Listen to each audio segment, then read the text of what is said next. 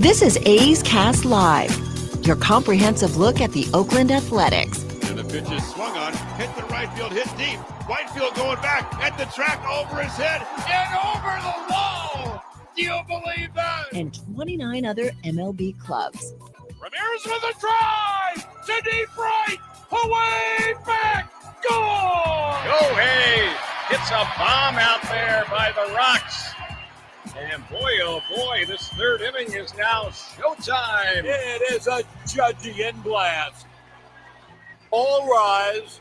Here comes the judge. Join us as we take you inside the baseball universe, from humidors to spin rates to game-changing moments. We have you covered. Spend your afternoon with us next from the town, only on A's Cast Live. Here's Chris Townsend.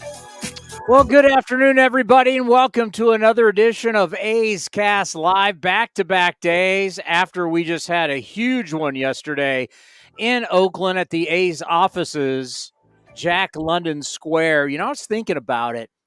We may want to do a little something here on A's Cast, because it's probably been a while since you've seen the pictures and you know what it looks like. Our offices in Oakland are amazing. It's basically like a tech firm. And everybody that goes into it goes, wow, this is really nice. Including yesterday, a guy you might have heard of, Scott Boras, the super agent. Because normally when Scott shows up to Oakland with one of his players or a draft pick, he goes to the Coliseum. And whenever he speaks to the press, and usually up there with David Forst, Billy Beane, and the crew, it's wherever at that point we're now doing any type of pressers. It's switched over the years. You know, now we're set up in the Coliseum that it's the area for the wives and the kids during the game. Years ago, it used to be for the umpires. Then, God, I think even lately it was the runoff when we had more than just 26 guys in the clubhouse. It was the runoff for the extra guys and coaches for the teams during COVID. So we've moved this area in the Coliseum for press conferences. But we did our first one yesterday at the offices. And everybody was like, man, this is pretty schwank. This is nice. I mean, the commissioner of baseball has been there multiple times. Anybody that goes there just goes, wow. I mean, they're spectacular. Maybe, just maybe, we need to get like a camera and remind everybody and roam around and show all the different areas of the A's offices in Jack London Square. What a cool spot, because right behind it is where the new ballpark will be, Howard Terminal.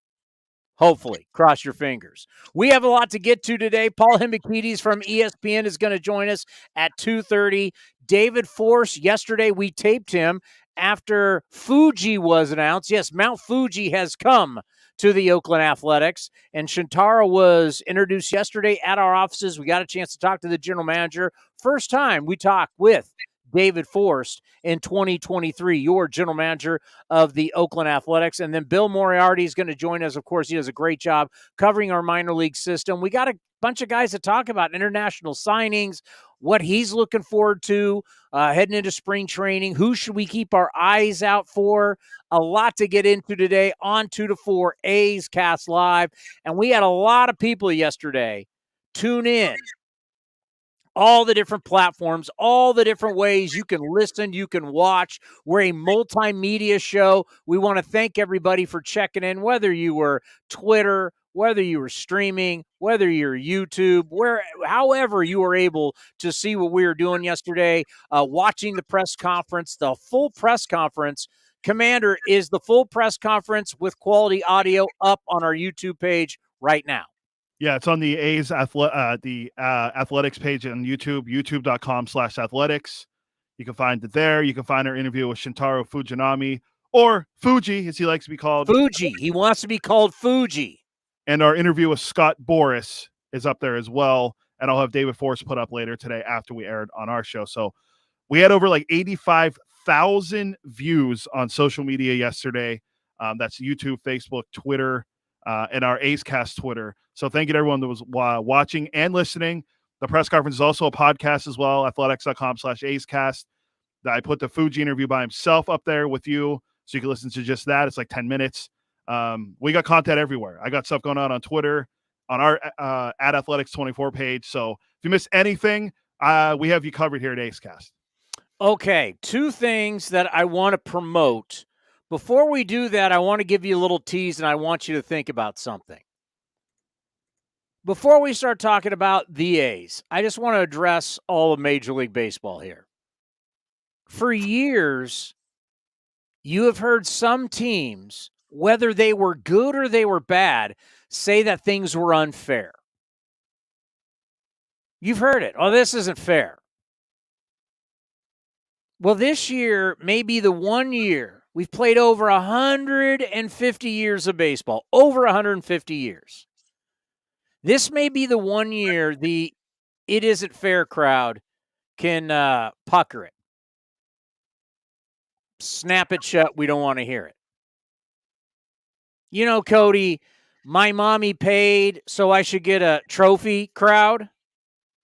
My mommy paid to have me play, so I should get a trophy and feel like a winner. Not this year. No excuses. You may have no idea what I'm talking about, but I want to get out of this before I want to get out ahead of this before everybody else, because nobody's really talking about it yet. This may be the most fair year, since everybody wants fair. This may be the most fair year in the history of Major League Baseball. I'll explain coming up next. But two things I wanted to show you. A, Cody, do you see the shirt? Can you see it? The Fantasy Camp shirt. That was a great shirt given to us by the Ace community team last week that you got for us. You got one for me and for our boss, the great Delaire Lawars. So we all have the Fantasy Camp shirt. It looks great. I wore it the other day underneath my short sleeve A's hoodie. It's a perfect because the hoodie doesn't have sleeves. It's like the Belichick hoodie. If it looks it looks great on you.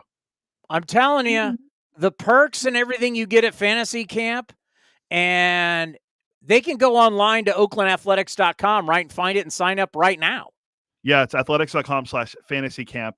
You can sign up for it. The dates are set for next year. I believe it's January 10th through the 16th. I heard today we have a bunch of campers returning from this year, which is good news. So athletics.com/fantasy camp to sign up today.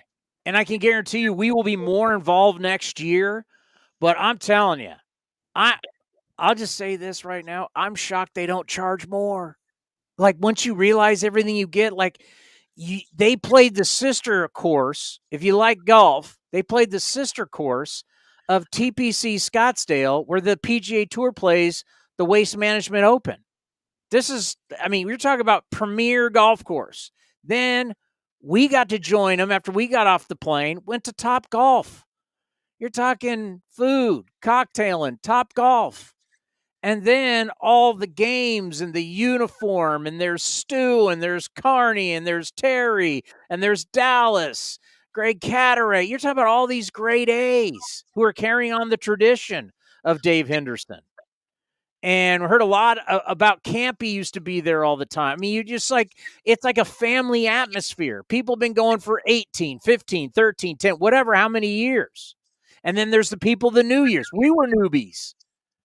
Our buddy Brody Brazil, Brody Blowout Brazil, who, by the way, we need to get Brody, because Brody maybe, I don't know what the final stats were on Brody. Brody may be the early candidate for comeback player of the year in 2023. Blows out his hamstring, first at bat. He's done. We leave Arizona, we come back. I get a text from Brody, 2 for 3 RBIs. So he was back playing. Brody Brazil, call the SBs, call whoever you want. The front runner for comeback player of the year in 2023 is the great Brody Brazil, NBC Sports California, A's and Sharks pre and post game live. No doubt, what a great comeback. He put a video out of him taking a swing after he came back from the injury. And it looked good. It looked like a nice, smooth swing. The ball explodes off the bat. You can hear it pop all over the ballpark as I steal from Moneyball. Brody, you can hear it all over the ballpark. That's what they tell me in Moneyball. When you have a good swing, you can hear it all over the ballpark. Do you know who's? Hey, they didn't say he has an ugly girlfriend, did they? They did not. Not that I heard in public. Do you know who won Fantasy Camp? And by the way, we're joking. Obviously, He has a beautiful wife. That's just a Moneyball reference. It's a joke. Do you know whose team won fantasy camp? I'm going to say Dallas Braden. The great Dallas Braden, from what I've told from our sources here, that's the community team. Dallas Braden's team beat our good friend Bobby Crosby's team in the championship. My Dallas guy Braden, Bobby, he took down the Rookie of the Year, Bobby Crosby, the manager of Midland. Apparently, Dallas after the game celebrating with champagne, acting like he won Manager of the Year. The social content was pretty good from what I've seen from Dallas' celebration. That's what you get after the games. I mean, think about this. Can you imagine playing? I mean, when we were there, they were playing double headers. And after a double header, you're in the clubhouse. You're drinking beers with Dave Stewart and Terry Steinbach. I mean, are you kidding me? You get to with Stu? And you're telling stories and laughing and having a good time? Shooty Babbitt, who is the mayor of Fantasy Camp, the great Shooty Babbitt, Mac Babbitt, Super Scout. I mean, what a time. The second thing is I did get my last dive bar calendar, which is awesome. And all the different months you can see here. Check out our sponsor, Last Dive Bar, for the 2023 calendar. That is awesome. All right. I've given you all time to think about it. Why is this year the most fair year and no one can complain? I mean, you're never going to make it perfect. That's just not possible. Life's not perfect. But this is the best possible way, barring weather, which will be an issue, and I'm sure we'll get into that during the season. But, Cody, why is this the most fair year in the history of Major League Baseball? It's a great question. I couldn't think of a good answer for it. Okay. That's okay. That's okay. I know I was throwing this at you. Throwing this at you blindly. And that's what I wanted to do, because everybody's probably thinking, what is he talking about? It's a great tease. That's why I want you to pay it off without me rambling through and trying to make something up on the go. Every team's going to play each other. I think we forget that. Every single team is going to play each other. So all these years, and we've heard it, well, we have to play in the American League East, and this is the toughest division. And if we didn't have to play in the American League East, things would have been different. Oh, boy, those teams get to play in the Central, and the Central's weaker, and they look at everybody is going to have less division games. Some people like it. Some people don't. I like it because you know what? As you know, I'm done seeing the Mariners every game. I'm done. I don't need to see the Rangers. Rangers and Astros, I've said it for years, they shouldn't even be in our division. It's a joke. You're in Texas. We're in California. We shouldn't be in the same division. So if you're going to give me less Astros, less Rangers, even though the Rangers are now interesting with their group of players, how they've improved, and Bruce Bochy, and we have a new friend with the Texas Rangers who we'll have on the show that I got to meet when I was hosting that the Santa Clara baseball banquet this year. But I got to tell you, is it the OC? Is it the OC of the team? Yes, the offensive coordinator, Mr. Ecker, is going to be able to join us. We'll have the offensive coordinator this year of the Texas Rangers. Hey, I don't know. They're going to run the spread. Maybe they go old school and run the option. I don't know what kind of offense they're going to run. Will they go two backs, quarterback under center, West Coast Bill Walsh? We'll see what the offensive coordinator is going to run there in Texas. But the real deal here is everybody plays each other. I'll give you two great examples. For the past couple years, the Orioles have gotten their behind handed to them by the Yankees. It's been a joke. I mean, it's been rough. The Yankees have put up some serious. Now, last year was different, but years before that, Orioles just couldn't beat them. It was a lot like back in the day, A's fans. You remember how we treated the Houston Astros when we were good. We hammered them. And I remember back in the day on my talk show, I had one topic saying, you guys, everybody does realize the division may be decided on how you play the Astros. If you hammer them like the A's did, I want to say it was like 13 or 14, we hammered them. But if you play 500 against them and somebody else only lost like 1, 2, maybe 3 against them, that's a pretty big swing in your records. So I looked lately, though. We'll go more lately. Look how the Orioles have just been hammered by the Yankees. Well, now they're not going to play the Yankees as much. That's an example. I'll give you another one. Now, I just remember this because towards the end of the year in my notes, I read the notes for every single game in Major League Baseball every day. And I remember seeing this note for our buddy, and I was going, wow, this really has distorted their season. Do you know the matchup that last year did not go well for a team, and it distorted their year? It really didn't tell the real story. Cody, do you know that matchup? Oh, I thought you were going to tell me it was like Cleveland versus Detroit. They were like 18-1 or something, but I guess it's not them because Detroit stunk. Yes. No, I don't know off the top of my head. All right. So towards the end of the year, I noticed something that our buddy Torey Lovello, former Oakland Athletic and now manager of the Arizona Diamondbacks and good friend of this program. We love him. He's been so good to us. Good to us again. Came and got on camera for us down in San Diego at the winter meetings. He's the one manager that tells his PR staff that when he's going to join us, even during the year, he's like, oh, no, I'll do the video. A lot of guys don't want to do video. They just want to do the phone and get it over with. He's like, I'll do video. We love Torey, and we're Diamondback fans because of Torey. And there'd be no other reason why to be Diamondback fans. But we love us some Torey Lovello. If you take away their record against the Dodgers, because the Dodgers drilled them, absolutely drilled them. You take the Dodgers' record against them out of the equation, the Arizona Diamondbacks would have finished over 500. Think about that. Think about the difference in the way you would look at the Arizona Diamondbacks when you say, until I see it, the Dodgers aren't as good. They're just not. Dodgers are in an interesting situation. They can go one of two ways. They got two paths. They can say, we're going to go all in and still keep this train running and just keep spending more money, but we're getting older. Or we've got a bunch of young guys that we believe in. They believe in their farm system. They have protected their farm system. And now it's got to bear the fruit, and we're going to go that direction. So it's either trade hotshot guys and spend money, or spend less money, even though they're spending a lot of money, but spend less money and go with the younger guys who you do believe are going to be great. And now your super guy, Gavin Lux, now can finally go back and play shortstop full time. But they got all kinds. They got pitchers, position players. They're going to be bringing up this year. So we don't know how good the Dodgers are going to be. The San Diego Padres, everybody loves the moves, but they're really top heavy. They've got X amount of guys making huge money, and they're tapped out. So they don't have a lot of depth. How's that going to play?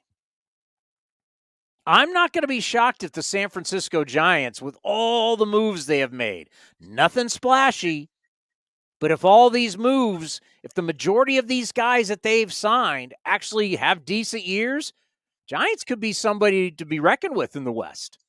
No question. They've added a ton of guys. It's just nothing where you go, oh, my God. Chaminade and Mitch Haniger. What if Conforto comes back and rakes a little bit? I mean, they've signed a bunch of guys, filled a bunch of holes. It's not flashy, but who cares? Flashy. It's about, do you win baseball games? Giants could be better than you think. But with that said, those three teams, if Arizona would have finished over 500 last year, how would you view them now? But they didn't because they got drilled by the Dodgers. 14-5 versus the Dodgers, or 5-14 versus the Dodgers. 5-14. They would have been well over 500, and everybody would be saying, hey, look out for the Snakes. The Snakes not only have young talent, the D-backs got some supreme athletic dudes. They've got athletes across the board.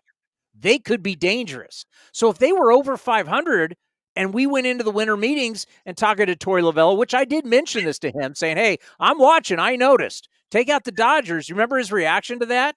He was like happy I brought that up because he knew, like, hey, we had a pretty decent year last year if you take out our record against the Dodgers. Same record versus the Padres, too, 5-14. You improve by, 4 or 5 games there, here and there. That's 5, that's 10. you're at 500 or over. Let's see. Yeah, you'd be around. Yeah, you'd be over 500. Yeah, we'd be singing a different tune. So let's just start getting ready for this, right? Not a lot of people are talking about it. We like to be in front of a lot of people, but just think, we're not playing the Astros as much. We're not playing the Mariners as much. You're going to see, hey, you're seeing the Marlins this year. You're seeing every National League team. You're going to see the Pirates. You're going to see the Marlins. No offense, Cody. You're going to see everybody. So there's no excuses, right? You're not there. There's no, well, we had to play, how we used to do it in interleague play. So you're a National League team. We got to play the AL East. You got to play the AL Central. That's gone. No excuses. If you're an American League team, you could say, wow, the National League West was really tough. You got to play them, or we had to play them. You got to play the NL Central, and they stink other than the Cardinals. That's gone. Now everybody's going to play everybody. No excuses. Is it 100% perfect? No. But at least you can say we matched up against them once. Whoever they are, good or bad, you're going to face everybody once. You will see the Cincinnati Reds. You will see the St. Louis Cardinals. You will see the Padres and the Cubs and, on and on and on. You're going to get the Fightins. You get to see the Phillies, the defending National League champs. The Mets, the Mets are as much have to win the World Series. I don't know if I can say the most that we've seen in years, but when is the last time you saw a World Series or bust team quite like the New York Mets when they have literally nothing in their past to go on to say that they should do it, other than, all right, we had a pretty good season, gagged at the end, got in the postseason, gagged, and then our owner went out and spent way more money. But you look at them on paper, the Mets it's a World Series or bust. It's not going to be like we get into the playoffs and lose again and you're going to be happy. They are old. They signed Tommy Pham today. Did you see that for a one-year deal for like $6 million? Yeah, I saw that. I don't know how they're going to have enough at-bats for all these guys. The thing with the Mets too, and I agree with you. The last team that I would say maybe like that would have been the Yankees. Maybe was Steinbrenner. I don't know, like the year they added A-Rod and everything.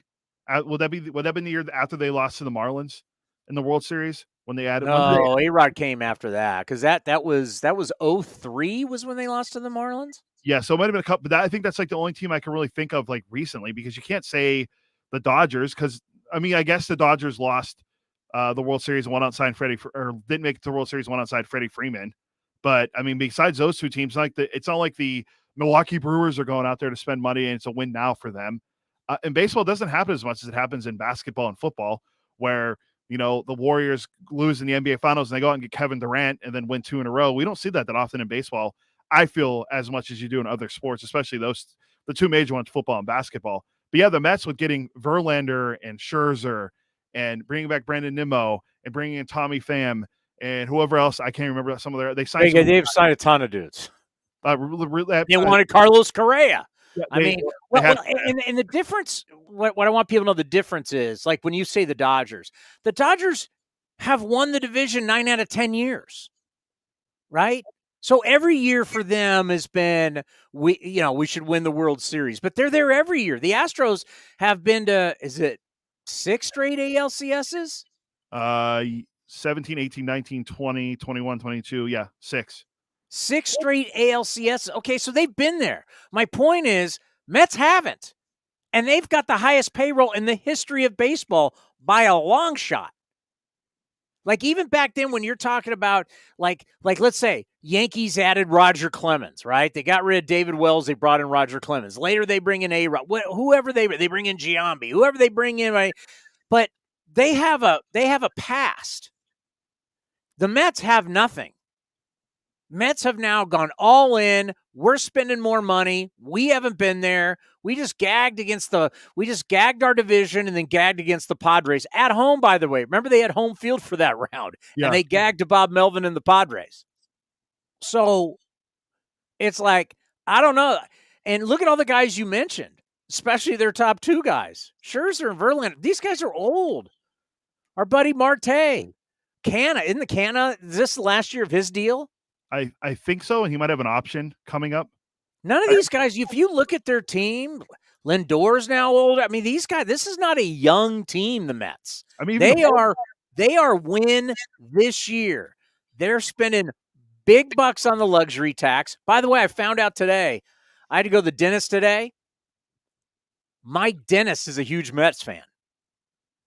So as he's picking at my teeth, he's talking to me about Mets baseball. He was there for the series when we took on the Mets this year at the Coliseum. What was their fan group called? It's the number off ramp. Oh, you're talking about this year? Or the subway. It's the number of the subway exit in Queens. What the hell's their nickname? I'd have to look it up because I wasn't here for the Mets series.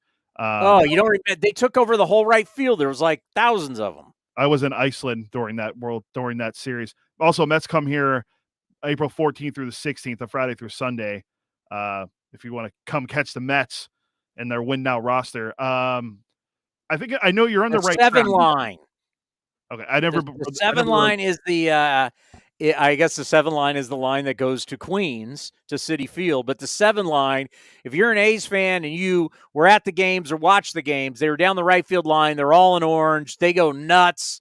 They're chanting. It's pretty cool. And I guess I'm not against the Mets at all. I hate the Yankees. I have nothing against the Mets. A good friend of mine, Rob Heller, if he's out there listening, I know he tunes in every once in a while. He's an accountant from New York. He's a big Mets fan. He's always updating me on what's going on with the Metropolitans. I have nothing against the Mets. If the Mets were to go on and win the World Series this year, would not hate it whatsoever. You know how much we love Mark Canha. Marte is a great player. Would be rooting for him. Bassi was just there.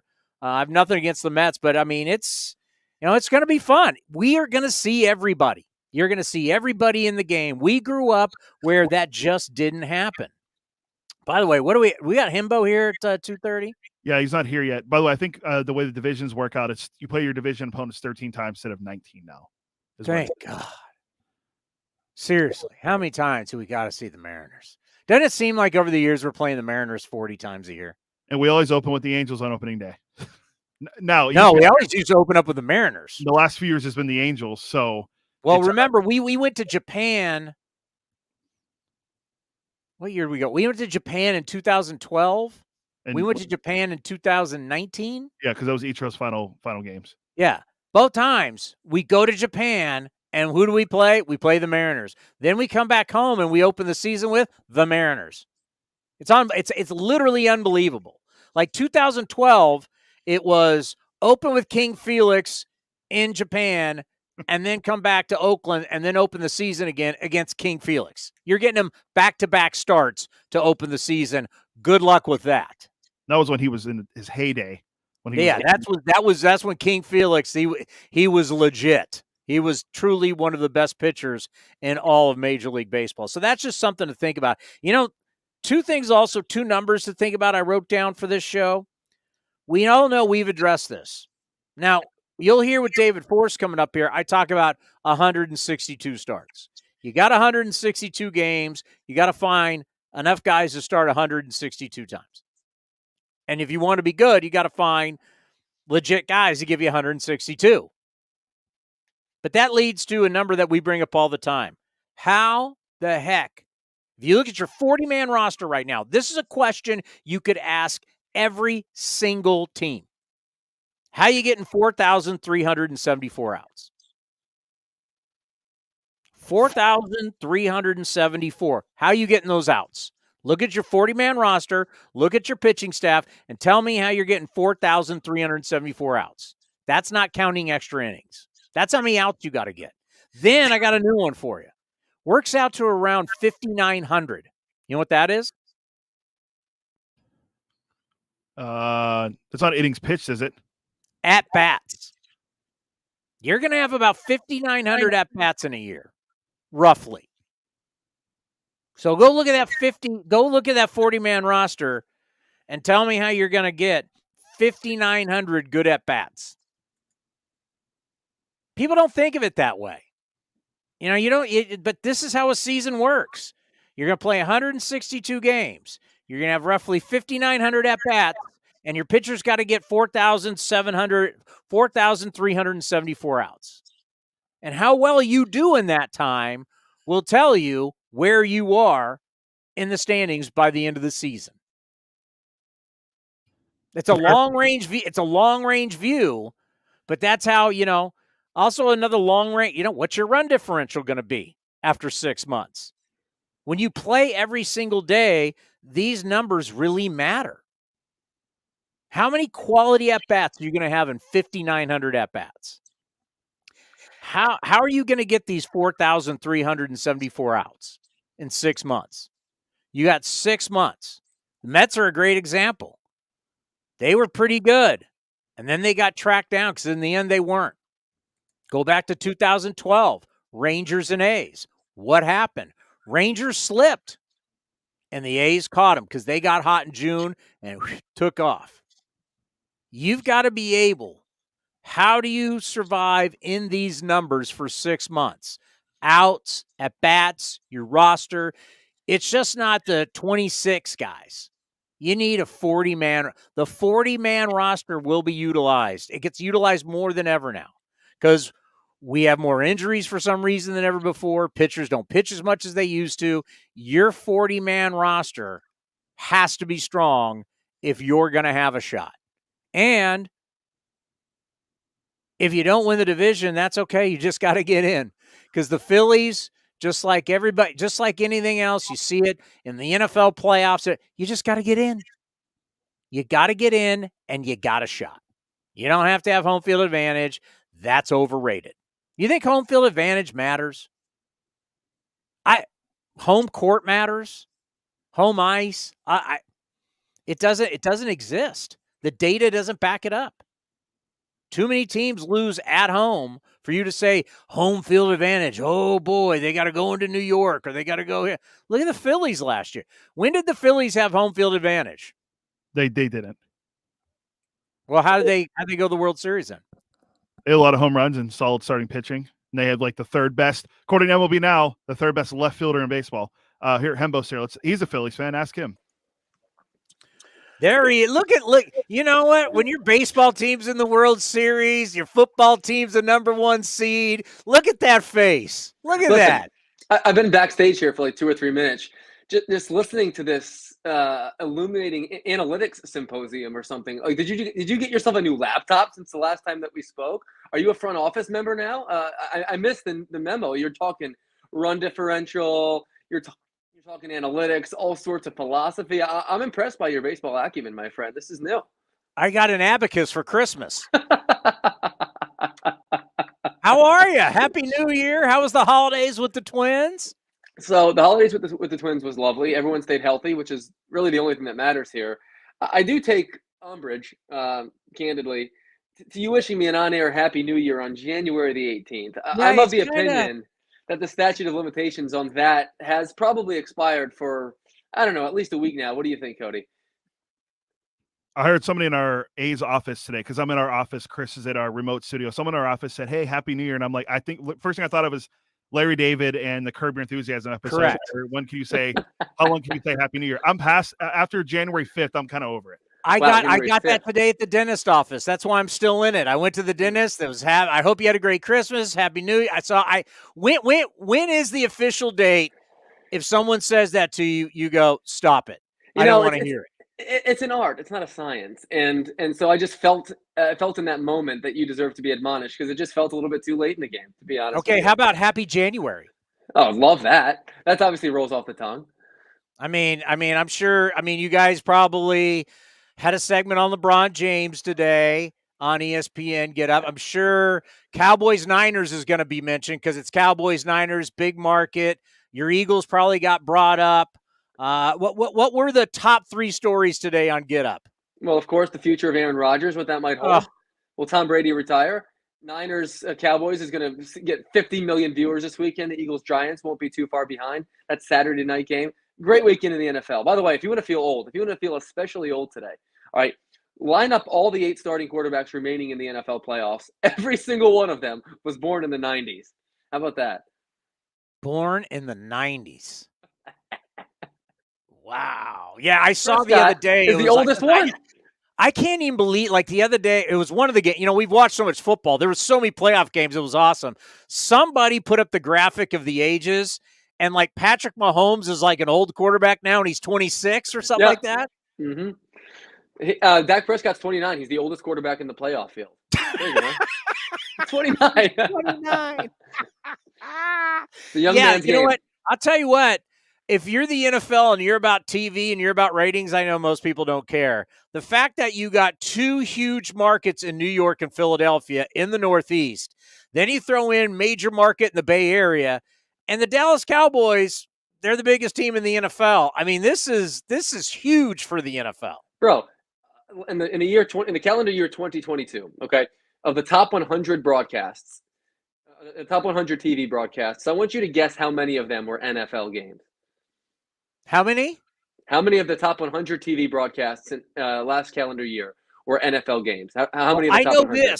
I know this, and I tell people this all the time. Out of the top 25 every year, 24 out of the top 25 most watched programs in the United States of America, 24 are NFL games. The one thing that sneaks in there and people go, "Oh, it's the Oscars," or it's this or that. I'm like, no, it's the national championship game. Football will be the top 25 broadcast. Every Super Bowl is always number 1, and depending on which one goes first, the AFC and NFC title game are 2 and 3 every year, no doubt. Mm-hmm. 82 of the top 100. The NFL TV situation right now is a singular entity. So, I mean, do I on occasion get nauseated thinking about where X quarterback is going to play next season? Of course, but you know what? We just got to give the people what they want. Are you going to be cool with when I send your kids and you a Raiders package, a Tom Brady Raiders package, gift package, and you become now Las Vegas Raider fans? I'll tell you what, everybody I talk to, some of them in the know, some of them not. Everyone says, when I ask them the question, where is he going to play next season? Every one of them says Vegas. Now, obviously, there was that more than rumor a few years back with he and Dana White, and I think it was Gronk who may have spilled the beans in that particular case, but it wouldn't surprise me at all if you hit that prediction nail on the head. Yeah, I think it happens for sure, and it'll be interesting. I mean, he hasn't looked great. Just quickly, we'll get into baseball. Mm-hmm. How do you evaluate him? Just if you just said, okay, I'm looking at his skills, I'm looking at what he still has. Is he somebody you would really still want? Not really. The only team that I think he could go to and have a real legitimate chance to win a championship is San Francisco. And that's because there are 100 people in the world that could play quarterback for Kyle Shanahan and have a chance to win a Super Bowl. But in Vegas, Vegas isn't going to be any better than it was this year with Carr instead of if Tom Brady's there, because they still can't stop anybody. You know, the last time the Raiders had a defense that ranked in the top half of the NFL, top 15. Super Bowl a year? That is an astonishing statistic. They haven't had an above-average defense in 2 decades. And so, sure, we can ship Derek Carr out of town. We can trade for Devontae Adams. We can build up the offensive line. But unless you can stop somebody, especially with the quarterbacks in that division, I don't know why Tom Brady would want to come play there. Yeah, trial of the years I did the Raiders post-game show with all the drunk callers leaving the stadium was a lot of fun. All right, let's get to a little baseball here. We just brought Mount Fuji, Shintaro Fujinami, to Oakland, and Japanese pitcher to go up against Shohei Ohtani in division. The year of Ohtani, I don't know what they do. I mean, to me, Shohei Ohtani he's an ATM for your organization. He's going to bring you so much sponsorship. You make so much money on him. From a business standpoint, you literally would be a moron to get rid of this guy. Baseball people will try, well, you're not winning with him, so go out and get a bunch of prospects. Tell me, the year of Ohtani, how does it play out? It's going to be the overwhelming story in baseball. So if you don't like it, buckle up. And if you do, then more power to you, because you're not going to go a week without hearing people like us on local and national shows talk about his next contract, where he's going to play. Should the Angels trade him? I'm all good with the Angels electing to keep him right now because, like you said, he is an ATM for your organization. He immediately makes you eminently popular globally. And with the roster that you have around him, I don't know, 1 in 5 chance to be a real player. I don't know. I mean, if Mike Trout can stay healthy, if some Bucks were candies and nuts, maybe they can find a way to sneak to 85 wins. But you're not going to get much less trading him now than you would before the trade deadline. So I don't see any obvious reason to do that now, to pull the trigger now. I do think you could make a strong argument if they're 10 games under at the deadline that they should do it. But I'll tell you what, there is a 0% chance that Shohei Ohtani is going to be on the Angels this time next year. 0. It is maybe less, because it is exceedingly obvious that Shohei Ohtani just wants to win. He has said as much. I think he and his representation are going to be positioning themselves where that will be obviously a priority, in addition to the hundreds of millions of dollars that he's going to pull in. But there are only a handful of teams in the sport that can actually afford a contract like that. Our Alden Gonzalez on ESPN.com wrote this week that he thought that number could start with a 5. Honestly, I think he's selling short what Shohei Ohtani might command on the open market, to be totally honest with you. I wouldn't be surprised if Shohei Ohtani got $2/3 of $1 billion from somebody. He is a singular entity, a once-in-a-generation talent who is still in his prime, that literally hits like Frank Robinson and pitches like Pedro Martinez. Right? That is not a hyperbole. If you look at his batting line and his pitching line over the last 2 years, those are the career comps. Frank Robinson and Pedro Martinez in one 28-year-old human being. My mother-in-law is a real estate agent, so I often hear the term highest and best. $500 million is not going to be highest nor best for Shohei Ohtani. And you're going to see Billy Epler, and you're going to see Andrew Friedman, and perhaps Farhan Zaidi, and maybe Chaim Bloom, and a few others, maybe Jed Hoyer in Chicago, roll the truck out and hope that truck invites him into your building. And once he's in, you can make him some kind of offer, both quantitatively and qualitatively, that he can't refuse. But it's going to be the overwhelming story of the baseball season, no doubt. Frank Robinson, Pedro Martinez combined. Listen, over the last 2 years, he owns a 152 OPS plus. His batting line, 52% above the league average. The closest historical comps for that are the careers of Frank Robinson and Honus Wagner and Mike Schmidt. Okay? Over the last 2 years, his ERA plus is 156, 56% above the league average. That number is equivalent to the careers of Clayton Kershaw and Pedro Martinez and Lefty Grove.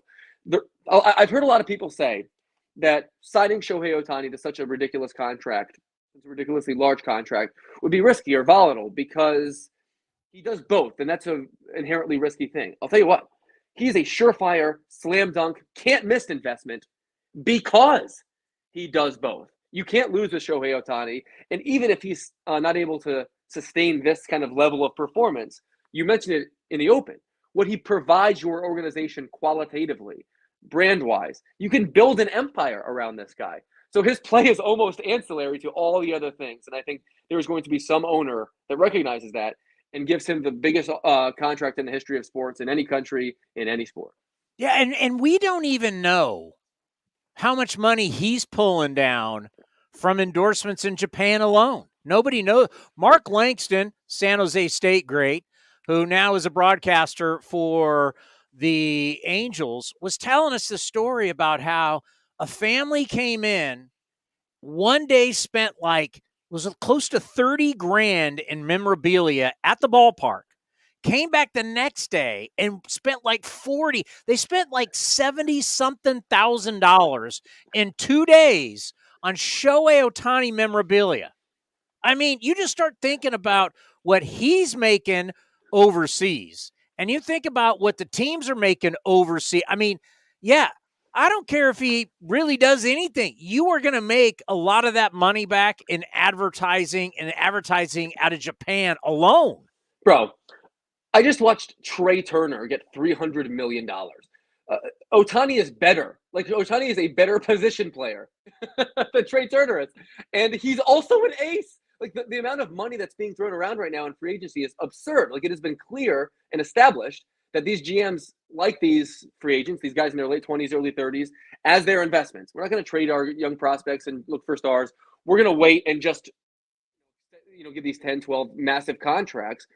And hopefully that inflation reaches a point where by the end of the deal, it's not such an albatross. Shohei Ohtani is 3 times Trey Turner. He's 3 times Xander Bogaerts. He is 3 times literally anyone that we have ever seen. He's Frank Robinson and Pedro Martinez. So I don't think there's an offer. I don't like anything short of $1 billion, literally, to me is like within, it's inside the Overton window. We're talking about, we're calling him, he wants to be called Fuji, our new guy, so we call him Mount Fuji. If you had him up against Ohtani on opening day at the Coliseum, 50,000 sold out, no question, it'd be incredible. And oh, by the way, so with Ohtani, you're getting hundreds of millions of dollars in advertising. Trey Turner couldn't even sell a cheesesteak at Gino and Pat's, let's be honest. All right, you want to get it, who got snubbed on the Hall of Fame ballot? A snub. Okay. Yeah, so this is the 5th consecutive year that perhaps the greatest outfielder that ever lived is being excluded from the Baseball Hall of Fame. Now, I think there's a chance, based upon how he's trending, that he will someday get in. But one of the greatest outfielders ever. Andrew Jones is legitimately one of the greatest outfielders of all time. You said Andrew Jones, right? I said Andrew Jones, and I have the numbers to back it up. Well, I agree. Yeah, Andrew Jones, you want somebody who could play defense and was a game changer and hit bombs, but a game changer from the minute. Remember when he walked up on the stage in New York and went deep in the postseason? The guy was amazing. Andrew Jones, if Andrew Jones is not a Hall of Famer, I don't know what one looks like. Okay, so here are 3 numbers to demonstrate that. Look, you're an analytics guy now. It's been established. So I'm going to provide you some of those. Okay, so Baseball Reference measures can do this historically. It can measure the number of runs, better or worse you are when, more recently when defensive run saved are available, and not, they have formulas to do that retroactively. Here's the top 3 of their outfield leaderboard. Willie Mays is plus 185. He's number 3. Roberto Clemente is number 2. He's plus 205. Andrew Jones is plus 235. Andrew Jones, 235 defensive runs saved, most among any outfielder in the history of Major League Baseball. If you're on a list and the 2 names beneath you are Roberto Clemente and Willie Mays, you probably belong in the Hall of Fame no matter what else you've done. All right, secondly, his peak was brilliant and it wasn't short. Andrew Jones, over the course of 10 years, was the best player in baseball that did not juice. From 1998 to 2007, 58 WAR. That ranked 3rd among position players over that stretch, behind only Alex Rodriguez and Barry Bonds. It's a 10-year peak, not a 3-year peak, not a 7-year peak, a 10-year peak. And lastly, I am sick and tired of hearing how this Braves National League East Division dynasty was buoyed by all these crafty pitchers that they had. The fact of the matter is, Andrew Jones was the best player on that team over that span. And here are the numbers to prove it. All right, my friend? So amidst their streak of 14 straight division titles, Jones was, again, by WAR, the best player on 5 of those 14 teams. Andrew Jones did it 5 times. Maddox did it twice. No other person on that team over that time did it more than once. Andrew Jones was the best player on 5 of those Braves teams. He's not in the Hall of Fame, but it's high time that the Hall of Fame voters acknowledge him as such. Maddox is in, Smoltz is in, Glavins is in, Chipper Jones is in, Bobby Cox is in, John Schuerholz is in. Andrew Jones should be in next. I mean, everything that you just said, totally legitimate, and basically says he shouldn't have just been in, because you didn't mention his Gold Gloves, you didn't mention the All-Star games, you didn't mention what he did in the postseason. You put all that batter together and make a cake, should have been a first ballot Hall of Famer. I mean, I'm definitely a jaded Phillies fan from having watched him just rob us so many times. But even if you're not one who favors the advanced metrics, so like like you said, I didn't mention the Gold Gloves, I didn't mention the homers. Andrew Jones hit 345 home runs in his Gold Glove seasons. The only players in the history of the sport to hit more homers in their Gold Glove seasons are Mays, Griffey, and Schmidt. Like, we're talking about an absolute bona fide bleeping superstar. It makes absolutely no sense whatsoever. Like, sure, he faded in his 30s, but are we not going to give him credit for being ridiculous in his teens and early 20s? Yeah. It makes no sense in the world. Like, he is genuinely one of the 10 greatest center fielders of all time in his 5th year on a non-crowded ballot. And I, for the life of me, don't understand why people are here arguing about Billy Wagner and Jeff Kent. But what do I know? It's an unbelievable point. I do believe Jeff Kent, because we got to see a lot of him here. And the thing that always gets me about Jeff Kent is when they go, he wasn't a second baseman. And I go, well, if I looked at where he played his entire career, he played second base. So if you play a position, whether you like that he was there or not, he played second base the majority of his career. hit the most home runs ever for a second baseman, was a beast in the middle of the order, was an MVP, was a wrecking ball with Bonds. They formed one of the best 1-2 punches in the history of the game, and I hate the San Francisco Giants. Yeah, Jeff Kent, and was he prickly? Was he a nice guy? No. But you know what? I like that about him. He was a hard-nosed kind of FU guy who came to the ballpark ready to go every day. He was old school. Jeff Kent has as good a case as anybody on this ballot if you're willing to go that route in terms of comparing him to other people at his position. Now, one thing that I don't generally do is that, because what I don't want to do is water down performance by sort of siloing a player in that spot only compared to those players. However, in some cases, it's only fair. And so while I don't have any objection if you believe Jeff Kent is or isn't a Hall of Famer, I come down on the no side for him, but I think there's a 30-70 argument to be made for sure. And I think if you compare him to almost any of his contemporaries or any second baseman ever, for that matter, just in terms of his offensive performance, he obviously belongs in. And if you actually look at the defense, he wasn't such a butcher. I think the notion that he was a butcher has now been refuted by modern metrics. Like, there wasn't that much of a difference between he and even someone like Roberto Alomar, who's considered this wizard at the position. It didn't look the way that Roberto Alomar looked, but his offense was so good that we felt we needed to diminish Jeff Kent's defense. And frankly, there was no reason to, because it really wasn't all that bad. All right, you got an American League sleeper team, and I mentioned it's going to be interesting, all the excuses about who we play, and we got to play against the East, or we got to play against the West in the National League, and everybody's going to play everybody this year. It's not perfect, but everybody will play everybody, and hopefully the weather doesn't kill this idea. That'll be interesting, but who is your sleeper in the American League? I'm selling you on the Texas Rangers, all right? Hear me out. No. I sold you on Andrew Jones. I'm going to sell you on the Texas Rangers. All right. So this team was 68 and 94 last season. Not very good, but they were better than their record might indicate. Okay. Their run differential, your stat, run differential. All right. They were minus 36 last year. That says the quality of their play was equivalent to that of a 77 win team. So think of the Rangers last year as a 77 and 85 win club. So how might that be? They went 15 and 35 in one-run games. They lost 20 more one-run games than they won. That's really hard to do and won't happen again, okay? Obviously, the entire starting rotation was remade. DeGrom for his 6 starts this year, Eovaldi and Andrew Heaney. They're going to blow cheese. Plus John Gray, Martin Perez. That might be the hardest throwing starting rotation in baseball. And I'm telling you, if you want to make some money, lay a few shekels on Corey Seager to win the MVP of the American League. I've run all the numbers. He is the player that stands to benefit the most from the shift restrictions now. Corey Seager is going to hit close to 300 again. Corey Seager, we know, can bang. And I think there's a real path for that guy to have legitimate American League MVP consideration, provided that the team is any good and that the shift, the elimination of the shift actually helps him as much as the numbers might indicate. So I say the Rangers, I see a path to 85 wins for the Texas Rangers. Nolan likes it. Oh, lovely. The great Nolan Ryan. Okay, he likes it. So he's in. I'll tell you who thinks it's BS. That would be the rally monkey of the Angels. They go, I'm not buying that. Yeah, well, the Angels haven't, with all due respect, haven't won much lately to be able to refute any of my facts. I will.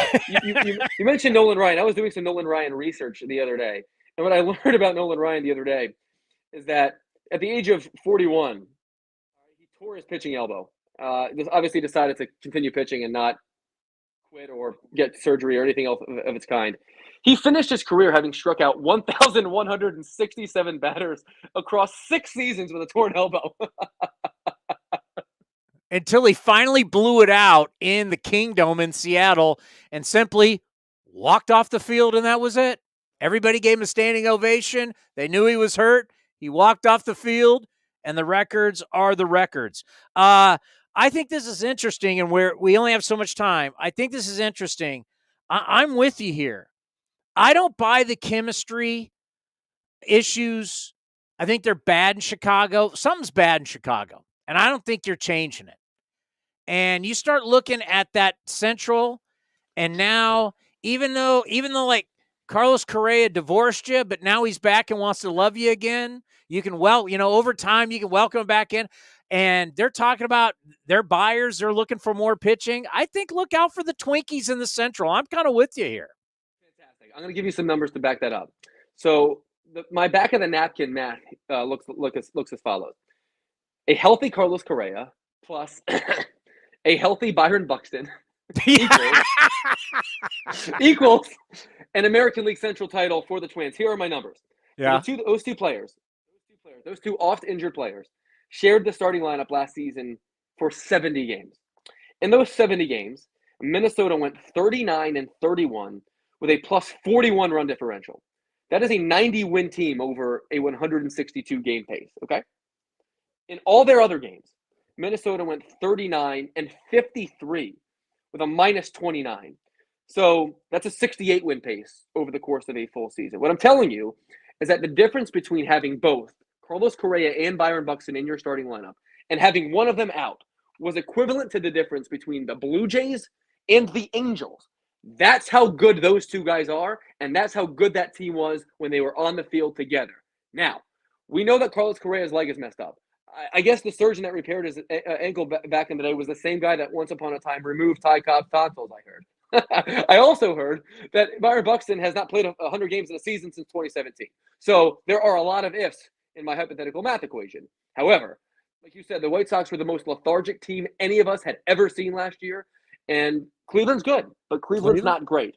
And if you get 130 games out of Correa and Buxton, the Minnesota's going for great, especially, like you said, if they add some pitching. What do you think? In the end, I still won't be shocked if Tito brings it home with the Cleveland Indians. I won't be shocked. But, yeah, I see a path. If they can add to their pitching, and there's rumors that they could be talking with the Marlins. The Marlins are shopping a bunch of pitching, so we could see. But you know what? I can't wait for this season. There's going to be a lot of great stories, a lot of great things. Let's just end on this. I brought this up earlier. We've seen teams who will look at the season as World Series or bust. But usually those teams, and not even usually they have, I would say most often, they have a track record of being in the postseason. They have a track record of winning. Mets don't have that. But the Mets are going into this year, largest payroll we've ever seen. God bless Uncle Steve. Spend the money. It's a lot of fun to watch from afar. I mean, and with the ages of some of these guys, and it is win this year. I don't know if we've ever seen a team has to win this year without the track record like we see with the New York Mets, at least in recent times. Yeah, I think you have that right. And the Mets are going to finish second in the division again. And that's because the Braves have built a better team, and they've built it more sustainably. That's not to say that you can't win or there's somehow less virtue in winning by buying a lot of your players, because that's not a thing. What is a thing is the fact that Atlanta has so much more flexibility from all of the ridiculously team-friendly contracts that Alex Anthopoulos has given out, that they have way more ability to increase the depth on their roster and potentially do things mid-season. The Braves played at like a 115-win pace once Spencer Strider and Michael Harris came up last year. The Mets faded with time, of course. I think they'll probably be just as good, if not even better. I think the Verlander addition is actually going to be a net positive in relation to Jacob deGrom. They've done some really nice things. We know they'll be active during the season because that's what they do. But I think the Braves are going to be the team of the 2020s. The Braves have already won a championship. The Braves last year overtook the Mets and won the division. They're going to do it again. And that's because they have so much young, cost-controlled talent. And that ultimately, I think, is going to be sustainable and have win in the long game. But also in the short term, I think they have a better club right now. Without Carlos Correa, the Mets are the second best team in the National League East. I think that's clear. Well, Merry Christmas to your family. Happy New Year. I hope 2023 brings you everything you would want. I just hope it's just that special, magical time, your career as a new parent, the celebrations. Man, Happy New Year. You seem like a New Year's resolution guy, aren't you? You're one of those guys. One of the best things I ever heard, I was listening to Sirius XM. I was with my family. We were going down to Monterey, and the guy goes, you know what my New Year's resolution is? To tell people that ask me about my New Year's resolution to stick it. That's my New Year's resolution. Don't be asking me what my deal is. I'm going to hit 30 homers and steal 30 bags this year, bucko. 30. Hey, 30 for the new stolen base rules. Could 30-30 be, maybe even a 40-40 be back? Watch Trey Turner steal 50 bags for the Fighting Phils this year. What about you? You know what? Your Phillies, we can talk Mets. We can talk Braves. You know what? Just get in and you got a shot. Phillies are a great example of that. The Phillies gave Trey Turner this $300 million contract. My wife had never even heard of them. I showed her a picture of Trey Turner and his family on Instagram, and she looks at me and says, "He looks like he works out like you." I mean, he is not physically imposing at all. Now he might be able to run like the wind. I don't have his sprint speed, but I feel pretty confident that in an arm wrestling contest, I might be able to take him down. Well, this weekend I'll be pulling out my Wilbert Montgomery Philly Eagles jersey to go with my Ron Jaworski and Harold Carmichael. I thought that was after your time. I figured you'd be doing, Bednarik or maybe Steve Van Buren or, one of the older guys. But I appreciate you making a more contemporary reference. I'll be rocking my Brian Dawkins jersey, my favorite player growing up. My wife, a lifelong Giants fan, as you know, so it's going to be quite testy around here. I mean, we're talking about season tickets dating back to the Yale Bowl. Like her grandmother remembers watching Y.A. Tittle play football. So the rivalry runs deep here. I got my two daughters have to figure out who they're going to root for at some point, but that'll be a conversation for us for another day. All right, my friend. Good luck. We're fly, Eagles, fly. Fly, Eagles. No one likes us. We don't care. What's your thing now? That's our latest thing. Have you not heard our song? No. It only takes 10 seconds. All right. It's no one likes us. No one likes us. No one likes us. We don't care. We're from Philly, Philly. No one likes us. We don't care. Philly's the best. I mean, Philly is having such a high right now. It is great. It is, because in a few years, you'll all be in last place again and miserable. But enjoy it while you got it. You're a good man. Take care, buddy. We'll talk to you. The great Paul Hembekides from ESPN. Oh, the Phillies, the Eagles. You talk about two franchises that really don't like each other. You're talking about old school, dating back all the way to the olden days of the NFL. You're talking about two cities that don't like each other. They're two old curmudgeon Northeast cities. The mob families didn't like each other in either cities. Oh, yeah, this thing runs deep between New York and Philly. And you know what? You know nothing about it, because you grew up in Pennsylvania on the western side, which my good friend Matt Steinmetz, who is from Philadelphia, right above Philadelphia, would always say Pittsburgh is more Midwest than it is East Coast. Well, the Steelers have won 6 Super Bowls, and the Eagles have one. And I'll be wearing my Doug Peterson jersey this weekend because he's the only one that ever won them a Super Bowl as the head coach. Philly's a loser city with loser fans. That's all I'm going to say about it. And you know who I'll be wearing a Hall of Famer's jersey who coached the Eagles. Do you know who that is? Buddy Ryan. Dick Vermeil. Oh, San Jose State. Dick Vermeil. Bill Walsh. Dick Vermeil and Bill Walsh, both San Jose State. Dick Vermeil in the Pro Football Hall of Fame, Bill Walsh in the Pro Football Hall of Fame, both in the Ring of Honor, or whatever the hell we call it there at the stadium, our little Hall of Fame. That's right, Dick Vermeil, San Jose State. Look it up, folks. Once was a great, before he led the St. Louis Rams to the Super Bowl, he led the Eagles to the Super Bowl where they lost to the Raiders, which is the first Super Bowl party I ever went to. Was that what year was that? 83? 80.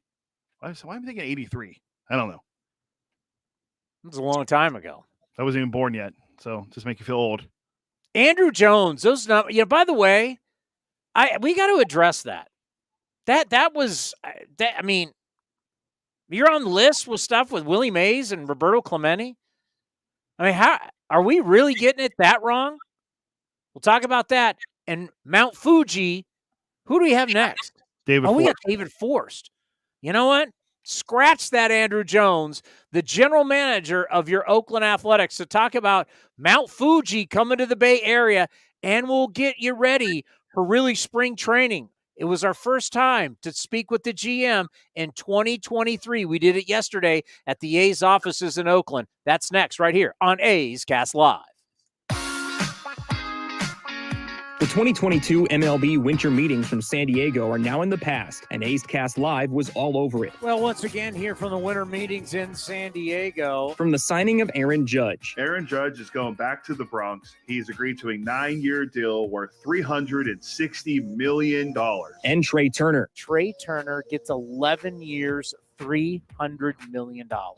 11 years. To the biggest names in the sport. Chris Russo, the Mad Dog, the great Bob Melvin. Great Samfold right here on A's Cast Live. Torey Lovell, the manager of the Arizona Diamondbacks, former Oakland Athletic, former A's bench coach. Terry Francona is with us here on A's Cast Live. Billy Owens, assistant general manager for the Oakland Athletics. The great Sarah Langs is with us. David Forst, the general manager of your Oakland Athletics. A's Cast Live had you covered at the winter meetings. That's going to do it live from the winter meetings. I hope everybody enjoyed the coverage. We had a great time. Hopefully you had a great time watching. If you missed any of the interviews from the 3 days, go to athletics.com/A'sCast to listen or youtube.com/athletics to watch today.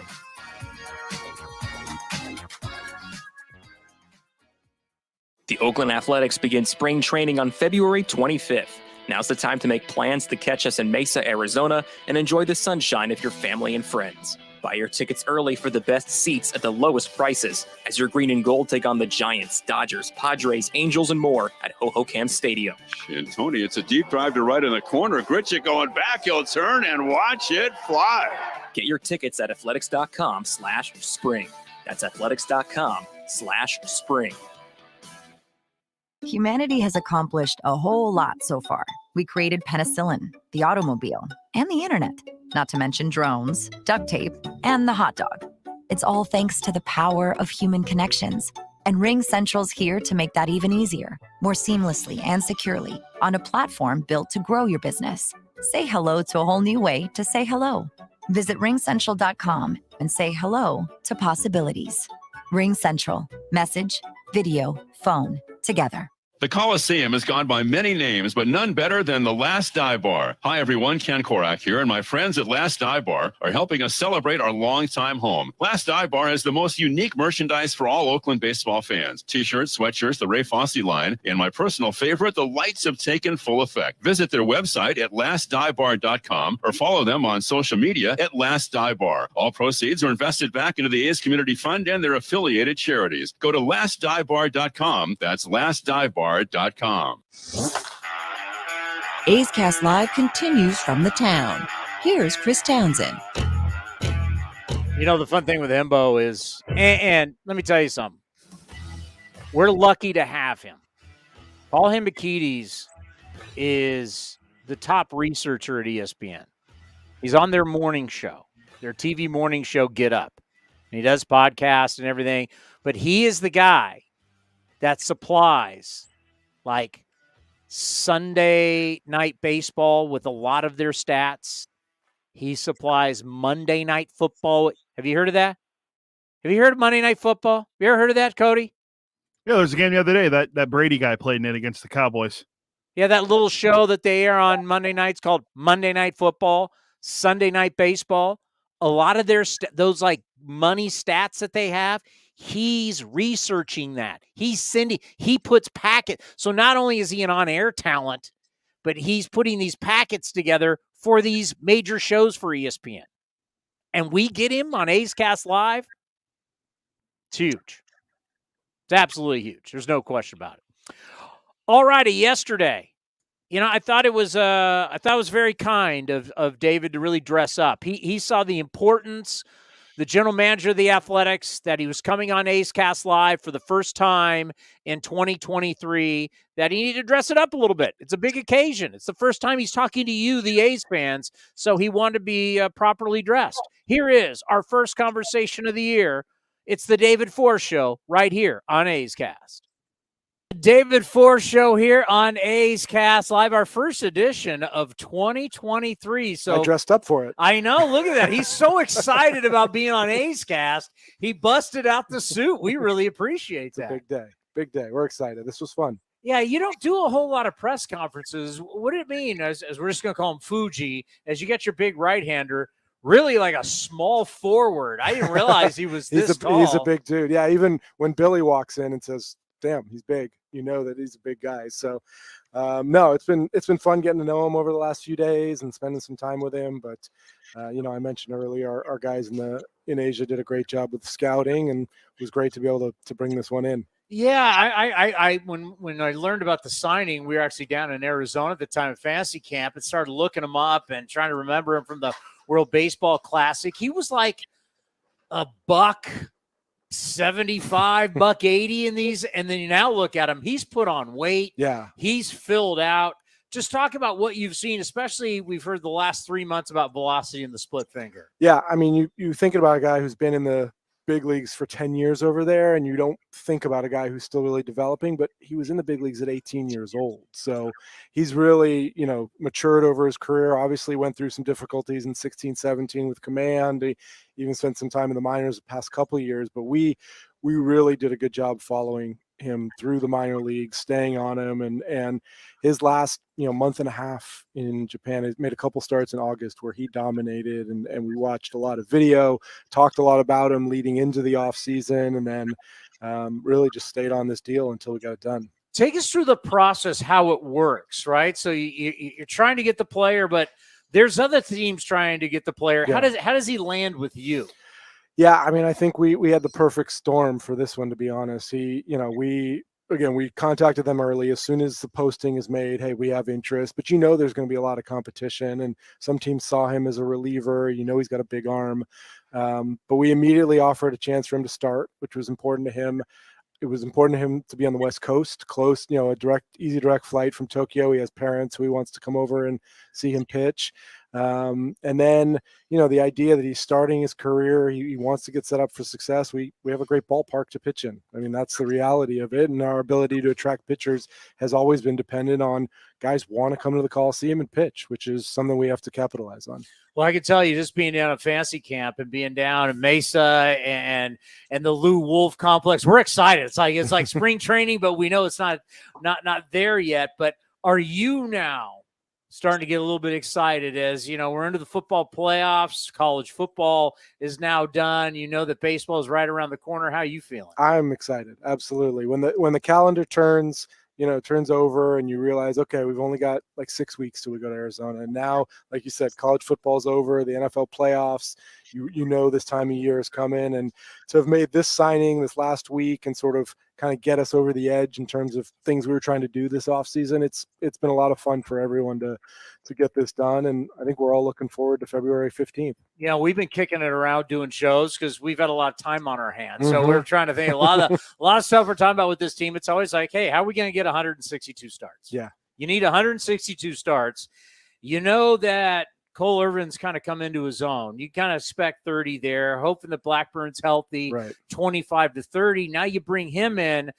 Is that worrisome? How many starts are we going to get from X amount of guys? You feel a lot better now. Yeah, we certainly started the offseason looking that way. But you do the math, you try and figure it out. I mean, Drew Rosinski's made 30-plus starts 4 straight years in Korea. I mean, I think we expect him to be a guy who adds some stability and some innings. So eventually it all adds up, and you've got a lot of options. I mean, the depth of our starters right now, I feel really good about. We haven't even talked about Cap. You haven't talked about Waldachuk and Sears and Adrian Martinez and Adam Muller. And then there's guys coming behind them. Muller, the kid you got from Atlanta. I forget. Yeah. And he had, by the way, a complete game last year. They still AAA. They still do that? In AAA, he had a complete game. I dropped my phone. I couldn't even believe I was seeing it. I talked to Kyle after we made the trade, and he couldn't have been more excited and is so ready to be in a big league rotation. And, yeah, so I didn't even mention Kyle's name. So, yeah, we've got a lot of really good options and feel good about putting together 162 starts because, like you said, guys get hurt. This isn't 20 years ago when guys are going 7 innings. It's just you need a lot of options. And now we have a little math problem with Fuji where he pitches on 5 or 6 days rest most of his career. So we got to get creative. Emo and Mike McCarthy, our new bullpen coach, have already started putting pen to paper, figuring out the days off, and maybe there's a spot starter here. It's going to be fun. We're going to get creative. Back in the day, we used to get our preview magazines and it'd give you top 5 rotation. Well, you really can't look at that anymore because you're going to start anywhere from probably 9 to 13 guys and around there. Nobody gets through the season with 5 or 6 starters. So you confident that you, as of right now, what you're going to have at the big league level and the AAA level, you've got enough guys to piece it throughout the season. We feel really good about it. Freddie Tarnock's another guy who came Yeah. over in the Braves trade, has been, really good as a starter in AAA, and will come into camp as a starter with AJ. So look, we just sort of rattled off 10 or 11 names, and that's what it's going to take. What do you think about AJ Puck? Because he just settled into a nice role and stayed healthy for the first time. He gave you like 62 appearances, I think it was. Yeah. Now he's starting to stretch out. You talked about in the press conference, he's starting to stretch out. Is this a situation you're going to give him the opportunity, but you have a good backup plan in the bullpen? Yeah, I think that's the case. I think AJ would probably rather we say, no, he's starting. That's the plan. But you always have to have a plan B and plan C. I'm not objective when it comes to AJ. I saw him start a game at Florida, loved him out of the draft. Always sort of go back to that, like, man, this guy was a starter, throwing hard, big dude, durable, and then he's had his issues. So for him to get through a year healthy, come to us and say, at the end of the season, I want a chance to start again, like, he earned that. So we'll see how he does coming into camp. We had May on the program, and he's a character, right? He's going to be great for A's Cast. But how you feeling about your bullpen? It kind of looks like it's rounded out, and you got some guy, and you got a little more velocity. Yeah, no, it's a question of health, but you got a guy like Trevor with some experience. You hope Danny's healthy. Zach Jackson's got a year under his belt now. Acevedo, you've got some guys who have experience. We had Chad Smith from the Rockies, whose arm we really like a lot. And there's the makings of a good bullpen. And Kotz did such a good job in his first year juggling those guys with Emo's help. And I think it's going to be a strength. It's like so often you look at sports, it doesn't matter. You're talking football, basketball. It's like the fundamentals. If you do the fundamentals, you got a shot night in and night out. And I think about with Scott Emerson, we always talk about throwing quality strikes. You think about playing defense. Do you see a path for how this team is far better than it was last year? That's been our goal since the day the season ended, was make this team better. And we recognize after 22, you've got a long way to go, but this team is going to be better. You've got Jace Peterson, you've got Aledmus Diaz, all these guys we've added on both sides of the ball. You've got experience now. Seth Brown comes into his own. Tony Kemp's going to have another great year. So this is going to be a better team. Anytime you say that, you don't put a ceiling on it. And I've been trying to tell our fans, I checked in with some of our friends down with the Padres, and they say Ruiz is a kid that they absolutely love. They didn't want to get rid of him, but if you're going to go out and get Josh Hader, you got to give something up. How excited are you about him, and what's the potential that he brings? Yeah, we talked to the Padres at the deadline about Estuary before they traded him, and you talk about sort of the cycle of how a player gets under your radar. Keith Littman sent me a text last May. He went in to see Midland play San Antonio when Ruiz was still in AA, and he sent me a text. He said, "You got to see this guy. He's the most complete player I've seen in years." Really? Until all of a sudden you start tracking him, you see him bust out in AA, move to AAA, not miss a beat. So we asked the Padres about him, couldn't get it done, but then a call comes around where you follow a guy, and he's going to come into camp with every chance to show us what he can do. It is amazing the way the industry works. And, it's like, oh, yeah, I remember we had this conversation. I don't even know what year it was, past couple of years, but you like Cole Irvin at Oregon. Right. And that was a long time ago. And then now you got him from Philly. It's amazing. You like a guy, you don't draft him, but you never know X amount of years down the line, you could acquire the guy, even though you really haven't seen him for years. Right. No, you remember those things. And the great thing about having the scouting reports and sort of getting to know these guys, whether it's through the draft or through our pro guys, guys stick in your mind. And then when the opportunity comes up, you try and jump on it. So yeah, it's happened with a lot of guys who are here now, and it's always been the way we work. A lot of people wonder what's it like to deal with Scott Boras. We love having him on the show. He's great. He's sharp. I mean, if I had an agent, I'd love to have him as my agent. I'm sure you'd like to have him as your agent also. Long term, I was over here after the press conference. Billy Beane was here. Scott, with the three of us were talking, and you had a long relationship with him. He's had a long relationship. I mean, his Bay Area ties. What's it like dealing with him and his players? Scott is always prepared. He's as smart as anybody out there. He always knows. He knows what he wants, what the player wants, and how they're going to achieve it. And there's no sort of beat around the bush. I mean, it was clear in this negotiation specifically what they wanted, where Fuji wanted to be, and he was trying to get it done. He wanted to sort of get the player, his sort of wish list. So it's really easy for us. I mean, there's obviously a lot of sort of narrative around Scott and his impact on the game and the huge contracts. The reality for us is that when you're dealing with him, you know what you're getting. He's not going to BS you, and you get deals done. When you've been building this team this year to win, have you been thinking about the new rules? We have to. I mean, again, we think about them. They're going to affect everybody similarly, but yeah, anytime you're talking trade or talking about acquiring players, you're thinking about the shift or you're thinking about pitch clock and running game. It's always in your mind for sure. Are we the running A's now? Where's the manager? Isn't that a question for the manager? We're going for swinging A's. Are we the running A's? But it's interesting, right? We're going to try and be the winning A's. How about that? You have always been dead honest, and you said it, and as soon as you said it, made me think of all the times that we've talked, and people are asking you about a salary floor and all this kind of stuff, and you've always said this: we get the rules, tell us what the rules are, and then we're going to compete within those rules. It's like people don't want to believe that, but you have always said that, and you have been, for years you have said that. Just tell us what we're doing, and that's how we'll build the team. It's kind of a waste of time to do anything else, isn't it? To sort of sit here and opine about what we should be doing or what baseball should be doing. There's only so many hours in the day, and a lot of us don't have time for the hypotheticals. So here are the rules. Here's the salary structure. Here's what you can spend. Go do it. So it's kind of simple. Like, people don't want to believe that. They think like I'm like, no, this is like when I take phone calls in the post-game show. Yeah. You're like, okay, listen, they're going to tell the A's, this is how we're playing this year, and you're going to go out and build the team based on what you can do. It's hard to like make up stories and spin. I got to keep all these things. Just be direct. Tell the truth. It's easier to keep track of it. So that is the truth. Whatever they tell us, we'll do it. We'll spend it. We'll try and win. There's a couple guys last year that if you look, especially the way they ended up, that it gives you excitement. Which player last year, the way he finished, you go, I'm really looking forward to see what that growth is for this year? Well, luckily, I have a couple answers, so I think that's a good sign for our club. Waldachuk is the guy who I watched pitch the last couple games. That last outing against Ohtani, right? And you can just see the ceiling right in front of you and what he's capable of. He's a big dude with a big arm, and he went out there and handled his pitches. Like Ken's exciting.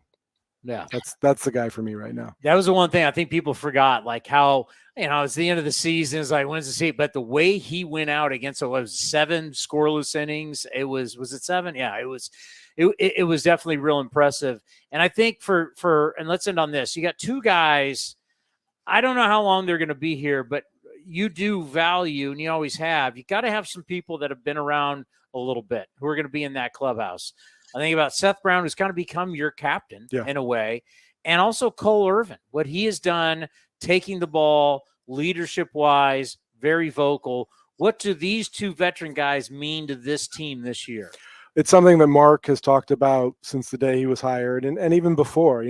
Mark spent a lot of time in clubhouses. He was in a bunch of different places as a player. He saw what the mix can be, and he's always, as a coach and now as a manager, been looking for the guys that he can depend on to sort of run that place. And last year, Pinder and Stephen Vogt did a great job in that room, keeping everybody in line. We went through a 102-loss season, essentially without anybody pointing fingers, without any fights in there, without anything. And first of all, it speaks to Mark and his staff, but you look at the sort of the veteran leadership in the clubhouse, and that was a big part of it. And that's not easy to do. So now you say, with those two guys gone, who steps in? And Brownie's certainly the first guy you think of, because his play jumped to another level. He has the presence. He has the sort of loud voice. He can do that. Tony's a guy too, who I think we'll rely on because he's got the experience and he does a great job. But I think, Cole certainly does that for the pitching staff. I think you'll see with the two of the guys we brought in, who I mentioned, Jace Peterson and Ledmus Diaz, who've, again, been around. Diaz been in winning clubhouses. Peterson's got something about him. When you get a chance to meet him and see him in spring training, he's got a little chat in him, I think, where he has a quiet way, but guys respect him. I think there's going to be a lot of ways for Mark to sort of get help now in this room this year. Have you gone to the closet and got the luggage out yet, knowing that Arizona's around the corner? The truck's about 10 days away. So once we get to that truck and you got to send some stuff down, I'll put my golf clubs on the truck. It'll be real very soon. That's packing for over a month. That's a lot. It's a long trip. Well, first of all, we just want to thank you for dressing up. We know how much this show means to you. Don't ask me to do it again. That you'd bust out your, it was the start of the year. You knew that this was the first interview, so you got to bust out the Sunday suit. Exactly. Hey, thank you very much. We always appreciate it. Next time we see you, we'll be in Arizona. Perfect. We'll see you soon. The David Forst Show right here on A's Cast. Yeah, that was great. Good to have him on. Hadn't talked to him in a while, and if you remember back, we did a show where we started talking about, it might have been down at the winter meetings in San Diego, where we talked about guys that you're excited about. And if you remember, the one guy I was super excited about was Ken Waldichuk. So the GM and I are kind of on the same page. I'm not going to forget that last outing. He shoved against Shohei Ohtani. It was fantastic. It showed you that trade, where Waldichuk is, where the Yankees are, at some point, something's got to happen. And he's blocked. So he gets moved on. Luckily, the A's have this great relationship with the Yankees, Cashman, Bean, Forst, Cashman, and that they'll do deals together. And you got two guys that are going to be able to make a lot of starts for you. But Waldichuk has the ability. We'll just have to wait and see how he matures mentally, physically. But he has the ability to be a frontline guy. Another left-hander with some really good stuff. Makes you excited. What if Ken Waldichuk, I'll give you a what if. I know before we get to Bill Moriarty, what if Ken Waldichuk makes 25 starts for you next year? Or I should say this season. What if? I think that's a major win for you because that way he's developing into a frontline or a durable starting pitcher for in your organization for a guy, a lot of praise coming out of St. Mary's. Well, not a lot of praise, but in the Yankees system, a lot of praise.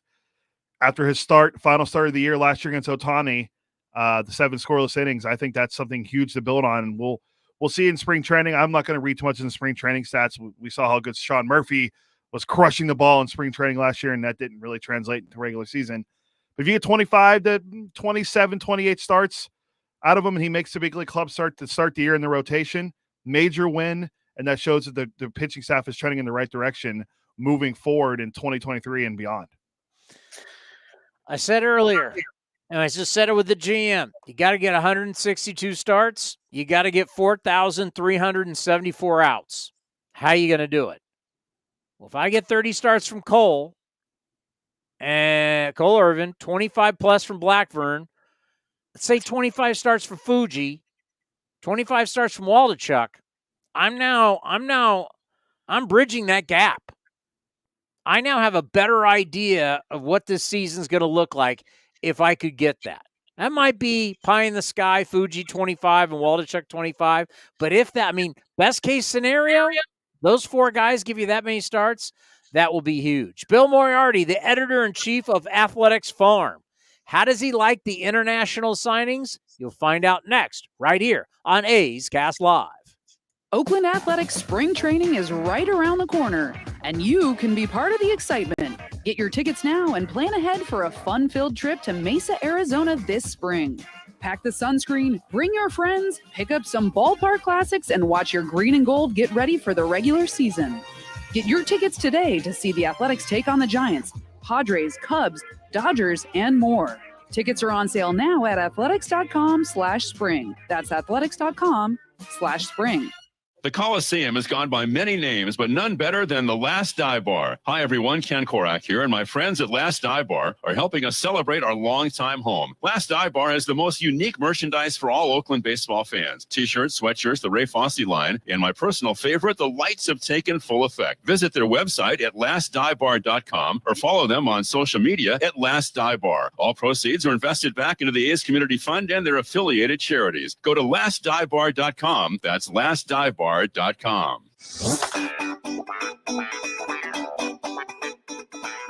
of Famer and former A's closer Raleigh Fingers was on A's Cast Live and discussed how great the A's treat their alumni. What does it mean to you and to your group of guys that the A's want to continue to celebrate you guys and your greatness? Oh, I love Dave Fisher. They're great baseball fans, and they they realize the history of the A's. And they love having us older generation guys coming back.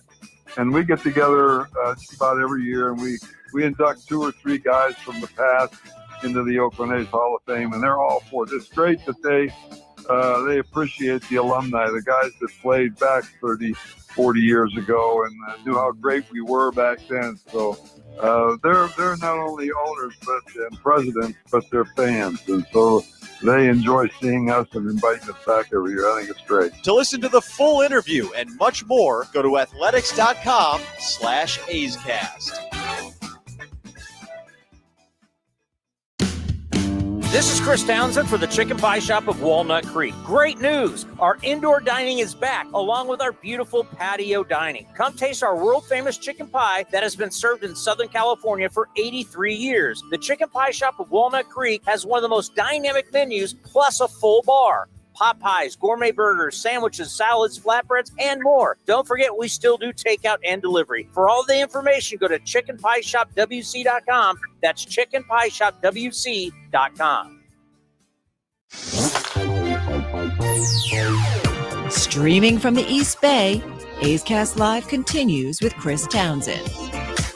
Just checking the schedule, Commander. I didn't realize that opening day, we will have the Angels on a Thursday, March 30th, opening day.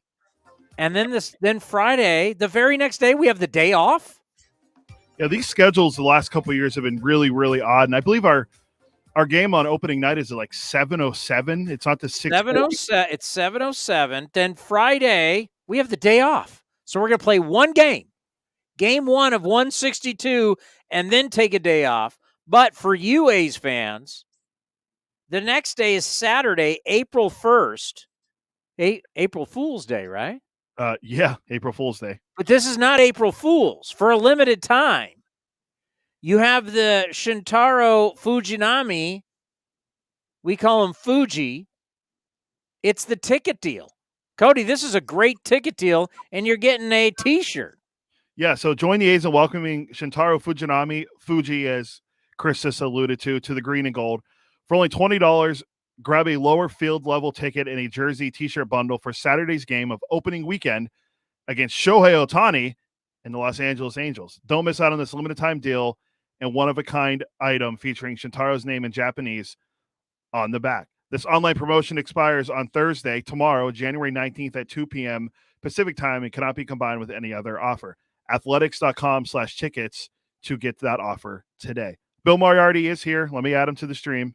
But remember, could on that Saturday, that ticket deal, could that be Shintaro up against Ohtani? You would think Ohtani would start opening night, right? You don't know that. Yeah, it's true. We don't. Maybe they want to hold back. Maybe. Yeah, I would start Fuji in that game for sure. If you want to have him opening night against Ohtani, 7:07, get 50,000 people at the Coliseum. That's a safe bet. But you can hold him out for that game. That'd be a great promotion. See him pitching for the first time in the majors and get his T-shirt with his name on the back in Japanese. That'd be a great deal to have. You know, unfortunately, Bill, in today's world, you know, the days of this guy has been the opening day starter for 9 straight years. Man, how many times? Spring training, 2 weeks. Oh, this guy's got a little setback with his hammy, or oh, it's early in the season. We're going to push him back. So the days of we know who the opening day starter is every single year for every team, that doesn't exist anymore. Well, yeah, it would be interesting to see just how many starting pitchers have even been on the A's roster for 6 straight seasons. When was the last time you had a starting pitcher on the A's roster for 6 straight seasons? You remember when Kendall Graveman started? Because the one year Sonny Gray had food poisoning, all of a sudden it was like Kendall Graveman, 2 straight years as the opening day starter. You're like, really?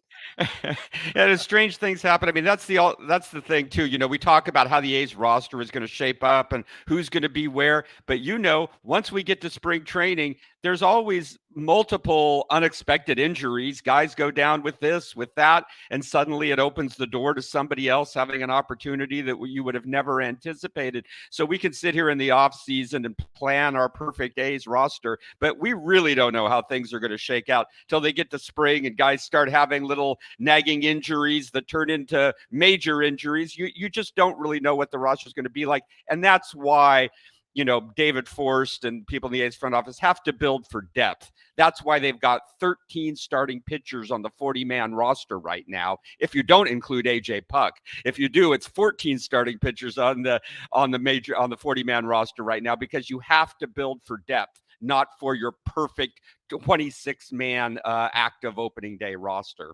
And I find that interesting because I know, I believe, was it that you put out on Twitter where you said, well, this kind of looks like, AJ Puck for sure will be in the bullpen, but we're being told, as David Forst told us yesterday, he also said it at the press conference, that AJ Puck right now, the plan is for him to be a starter. But as you said, look at all the starters on the 40-man, makes it real easy to go, back to the bullpen.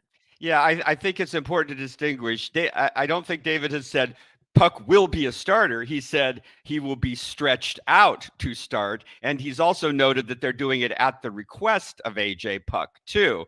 So I think, stretching him out is different than saying he will definitely be a starting pitcher. Again, if you look at the A's 40-man roster right now, Puck aside, you have 13 starting pitchers on the 14-man roster, and you have 7 relievers. So just looking at the numbers, I'm thinking, it's probably more likely the A's might need an AJ Puck in the bullpen than they do in the starting rotation, since they've already got more than enough starters to fill out the starting rotation and the AAA rotation.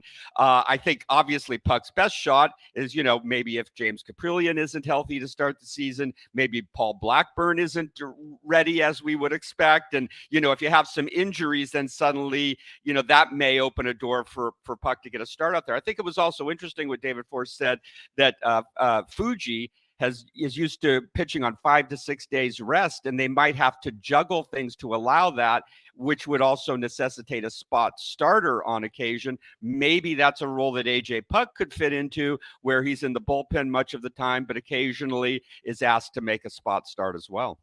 So just doing the math, if AJ Puck is a starter, 14 starters, only 6 relievers, if you do the math that way, right? Yeah, exactly. So, I mean, the A's are going to have an 8-man bullpen. I mean, that's what we can expect. So, you've got to fill that out somehow. And it's probably going to be filled out by guys on the 40-man roster. I mean, that's no. We're going old school, Bill. This is going to be the 70s. We're only going to have like 4 relievers. I know. I was remembering back in the 70s when you might have like 4 starters and 5 relievers, and that was your total pitching staff right there. And the 5th guy in the bullpen was a swing man. Occasionally, might have to start on double headers, which might be every few weeks back then, actually. But yeah, I mean, it's different now that they're going to carry eight relievers, and right now, if you take AJ Puck out of the equation, there's only 7 relievers on the 40-man roster. So, if you just do the math, it seems likely to me, that's probably where he ends up. But, maybe if there's enough injuries, enough moving pieces, things could change. But I just think if you also parse David's words, it sounds more like he's saying, we're going to stretch him out. We're going to give him the opportunity. This is something he wants, something he deserves, but he hasn't said he will definitely be a starting pitcher. Our beloved Ray Fosse is up there and he's looking down going, Townie, that's the way baseball's supposed to be. But we will not just have 5 relievers. That will not happen.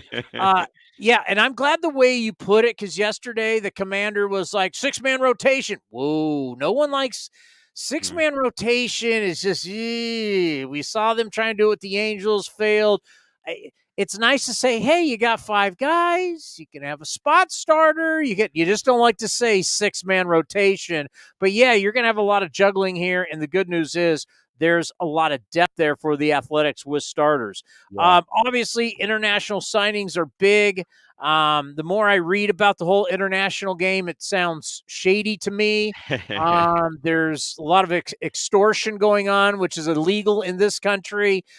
These kids, it's kind of sad what you hear, but I'm not changing any system. It is what it is. But with the A's, Luis Morales, the number 5, a guy rated in the top 50 of international prospects, a right-hander, and an outfielder, Darling Fernandez, ranked number 40. I don't know how much you've been scouting the Dominican Republic and internationally, but what do you think about the haul that we got? Well, I certainly haven't been down there as much as A's assistant GM Dan Feinstein, that's for sure. But yeah, Luis Morales, as you mentioned, he was the fifth ranked international prospect. He was also the top ranked pitching prospect in the international class this year. So the A's did go out and get the highest ranked pitcher in this international class, which is great. He's 20 years old.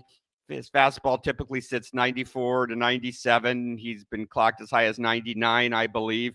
He's got a pretty good slider as well. Like I said, he's only 20 years old.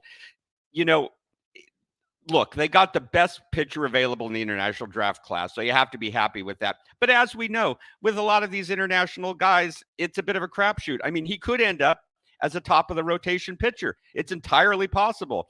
But he's just 20 years old. He hasn't really pitched anywhere, outside of Cuba. And he could also remember Ariel Prieto. I mean, we thought he was going to be a top of the rotation starter. He was a great interpreter. He was Yes, a fantastic interpreter for the A's.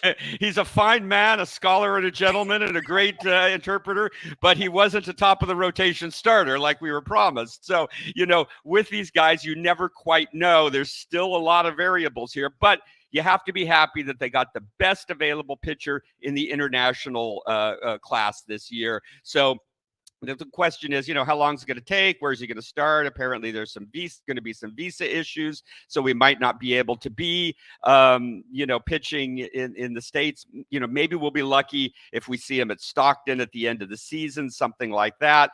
But hopefully, we'll get to see him before too long anyway. But he's certainly got plenty of raw talent.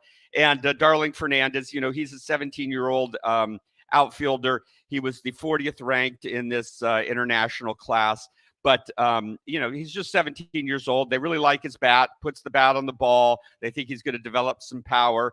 But, Pedro Pineda, we were very excited last year, didn't start out so well, too. So it's good they're signing these guys that are ranked well, have some skills, have some talent. But I just always like to remind people with these international guys, there's always a lot of variables. They're very young, and you never really know for sure. Obviously, Robert Poisson, the A's biggest international signing, has been a pretty good-sized disappointment thus far, and we had great hopes for him. So hopefully these guys pan out a lot better. I'm hopeful for this, especially with Morales, but just want to remind people, you really never know with these guys. There's a lot you have to just wait and see. Yeah, and when you do hit, boy, it is awesome, right? I mean, we saw with Yoenis Cespedes, but then a lot of other players, guys become Hall of Famers. And Dan Feinstein, I just think about the job that he does. I mean, just look in the last couple of days. You've got these guys signing from Latin America, and you got Shintaro signing from Japan. Dan Feinstein, assistant general manager who handles all the international stuff.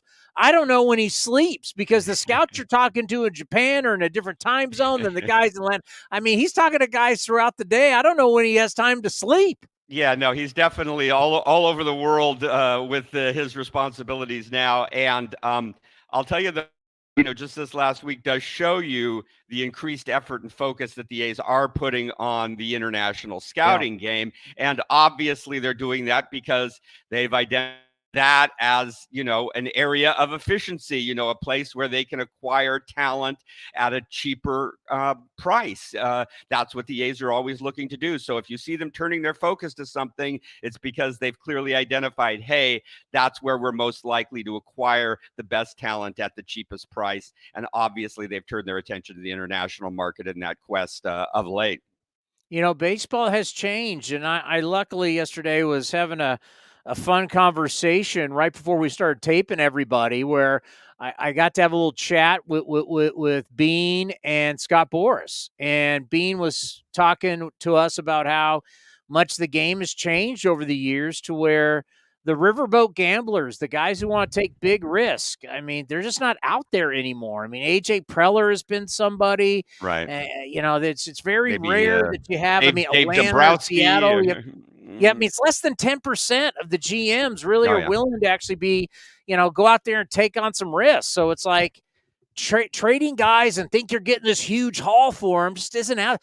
GMs, front offices right now, rather go out and spend the money in free agency than give away prospects for guys. That's just where we are. So it's interesting, for a lot of times you're going to keep, like the A's, we're not going to see any crazy trade. These are the guys you have that you got to hope bear fruit. Yeah, I think you remember the old days when in the offseason you might have multiple multiplayer swaps. There would be like 8 guys going back and forth between the Padres and the Cardinals or whoever, and you just don't see so much of that because back then the GMs were these old school guys, and they'd just be like, let's roll the dice and see, maybe we'll get lucky here. I like the cut of that guy's jib, but nowadays most of these GMs are Ivy League educated analytics guys who are, really kind of more carefully calculating the odds and playing things a little more carefully and just looking for small advantages here and there. And, and that's fine. I mean, the game changes, but it definitely is different, and it's not as exciting to watch in the offseason. Maybe I think a lot of people look at what the A's have done this offseason and go, oh, these are such small moves, this little incremental thing here and there. Is it really going to make a difference? But a lot of times enough of these small moves add up to make a sizable difference. And that's kind of the game the A's are having to play, because they're obviously not going to go out and make a big free agent signing and splurge on some, a big name guy. So they've got to try to make these incremental gains and hope that it adds up to something significant and a better season ahead. I have no idea what the record's going to be, but they're not going to lose 102 games. They will be better. Yeah, I think, health willing, you would expect the team to be better. I mean, they have definitely improved the offense to some degree. They've definitely improved the starting rotation to some degree. So you just hope if the team's healthy, there's no reason they shouldn't be better.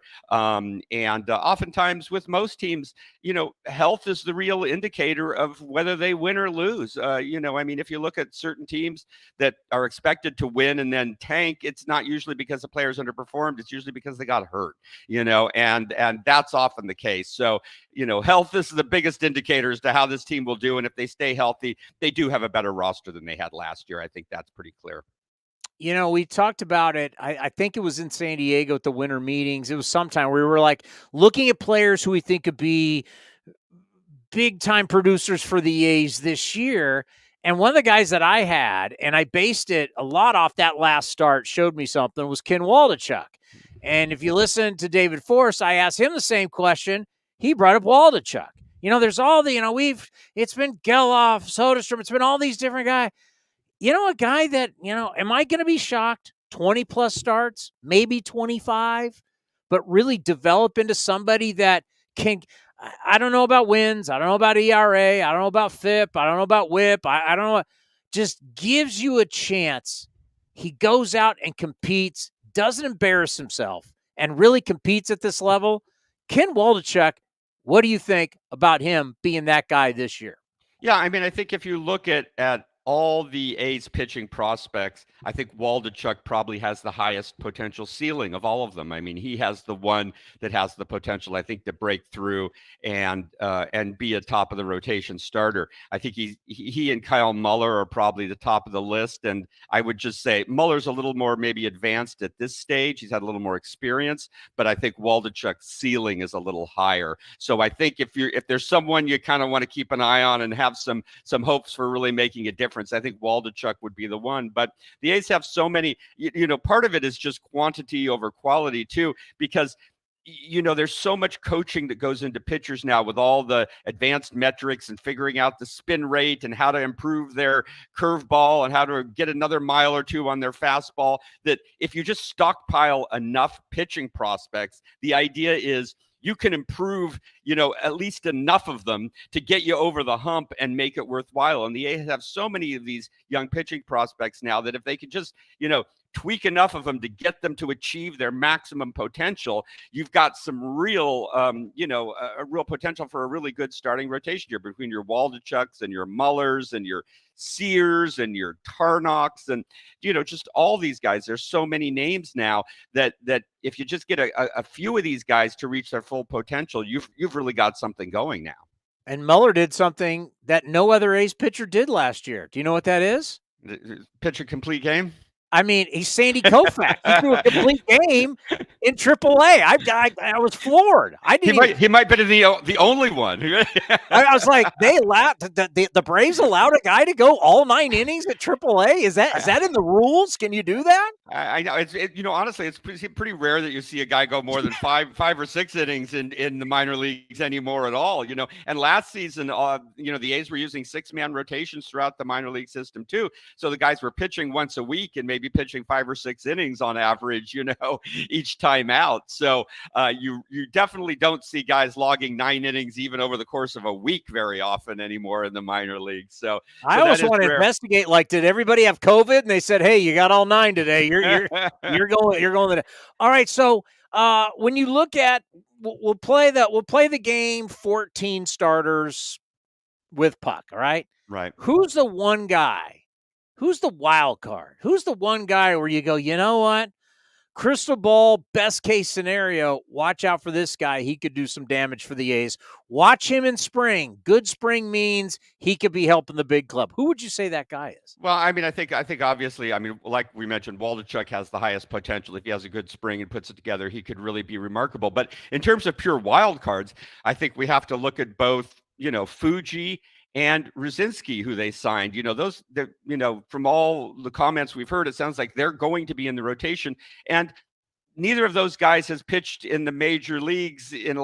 Fuji has never pitched in the major leagues. Yeah. Ruzinski hasn't pitched in years. So we really don't know what these guys are going to be like. They are real wild cards, but it sounds like they're being plugged into the rotation pretty solidly. So, if those guys can come through, that makes a huge difference. If they falter and prove not to be major league ready, then that's going to be a big disappointment. But it will certainly open the doors to guys like Waldichuk, who could really make a difference. Muller, who could really make a difference. And even we forget JP Sears too. He showed a lot last year as well. Those are 3 young left-handed pitchers who, if they can really get it together and pitch to their maximum level, could really be the core of a really strong pitching staff for the A's. But there's, so many other guys. They got Tarnok from the Braves. We've still got Adrian Martinez. We got Adam Aller. Hogan Harris, the left-hander down in AAA, has been very impressive at times. So there's so many guys that can do it. But again, I think Waldichuk has the highest ceiling. So if you really want to hope for someone to break through and make a big difference, I think he would have the best shot at it anyway. You could see a rotation made up of pretty much all left-handed pitchers. Oh, yeah. It's not hard to imagine that at all. Sears, Waldichuk, Muller. You've got Puck in the mix, too. There's Hogan Harris down there. Let's not forget Cole Irvin. Cole Irvin, of course, the problem might be our opening day starter. How could we forget him? So it's the depth they've acquired is really important again, because as you know, you end up going through a dozen starters in a year. You can't just build for a 5-man rotation. You've got to build for, a full season where you're really going to need 2 full rotations. And I think last year they really did not have the depth for that at all. And this year they do. So even if you don't see a lot of these young guys to start the season, you're going to see them at some point in the season. The door is going to open. There will be the opportunities for them to come through. So if you don't see all the young guys you're hoping to see in April, don't worry. There will be opportunities through the season. They'll get their shot. And if they prove themselves, they'll be there to stay.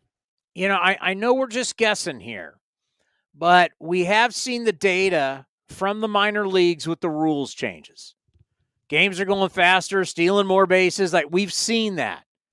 Do you think when the rules come to the big league level, we'll see pretty much the same data, the same change, not as much.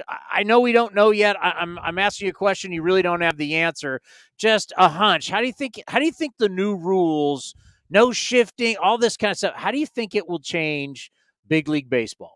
Yeah, well, I mean, I think certainly the no shifting thing, should help a lot of hitters. I mean, there's a lot of hitters who are really disadvantaged by that, by those shifts. It really put them in a straitjacket. So I think, I think the average batting average in the major leagues last year was between about 240, 245. That was the major league average. That's pretty low historically.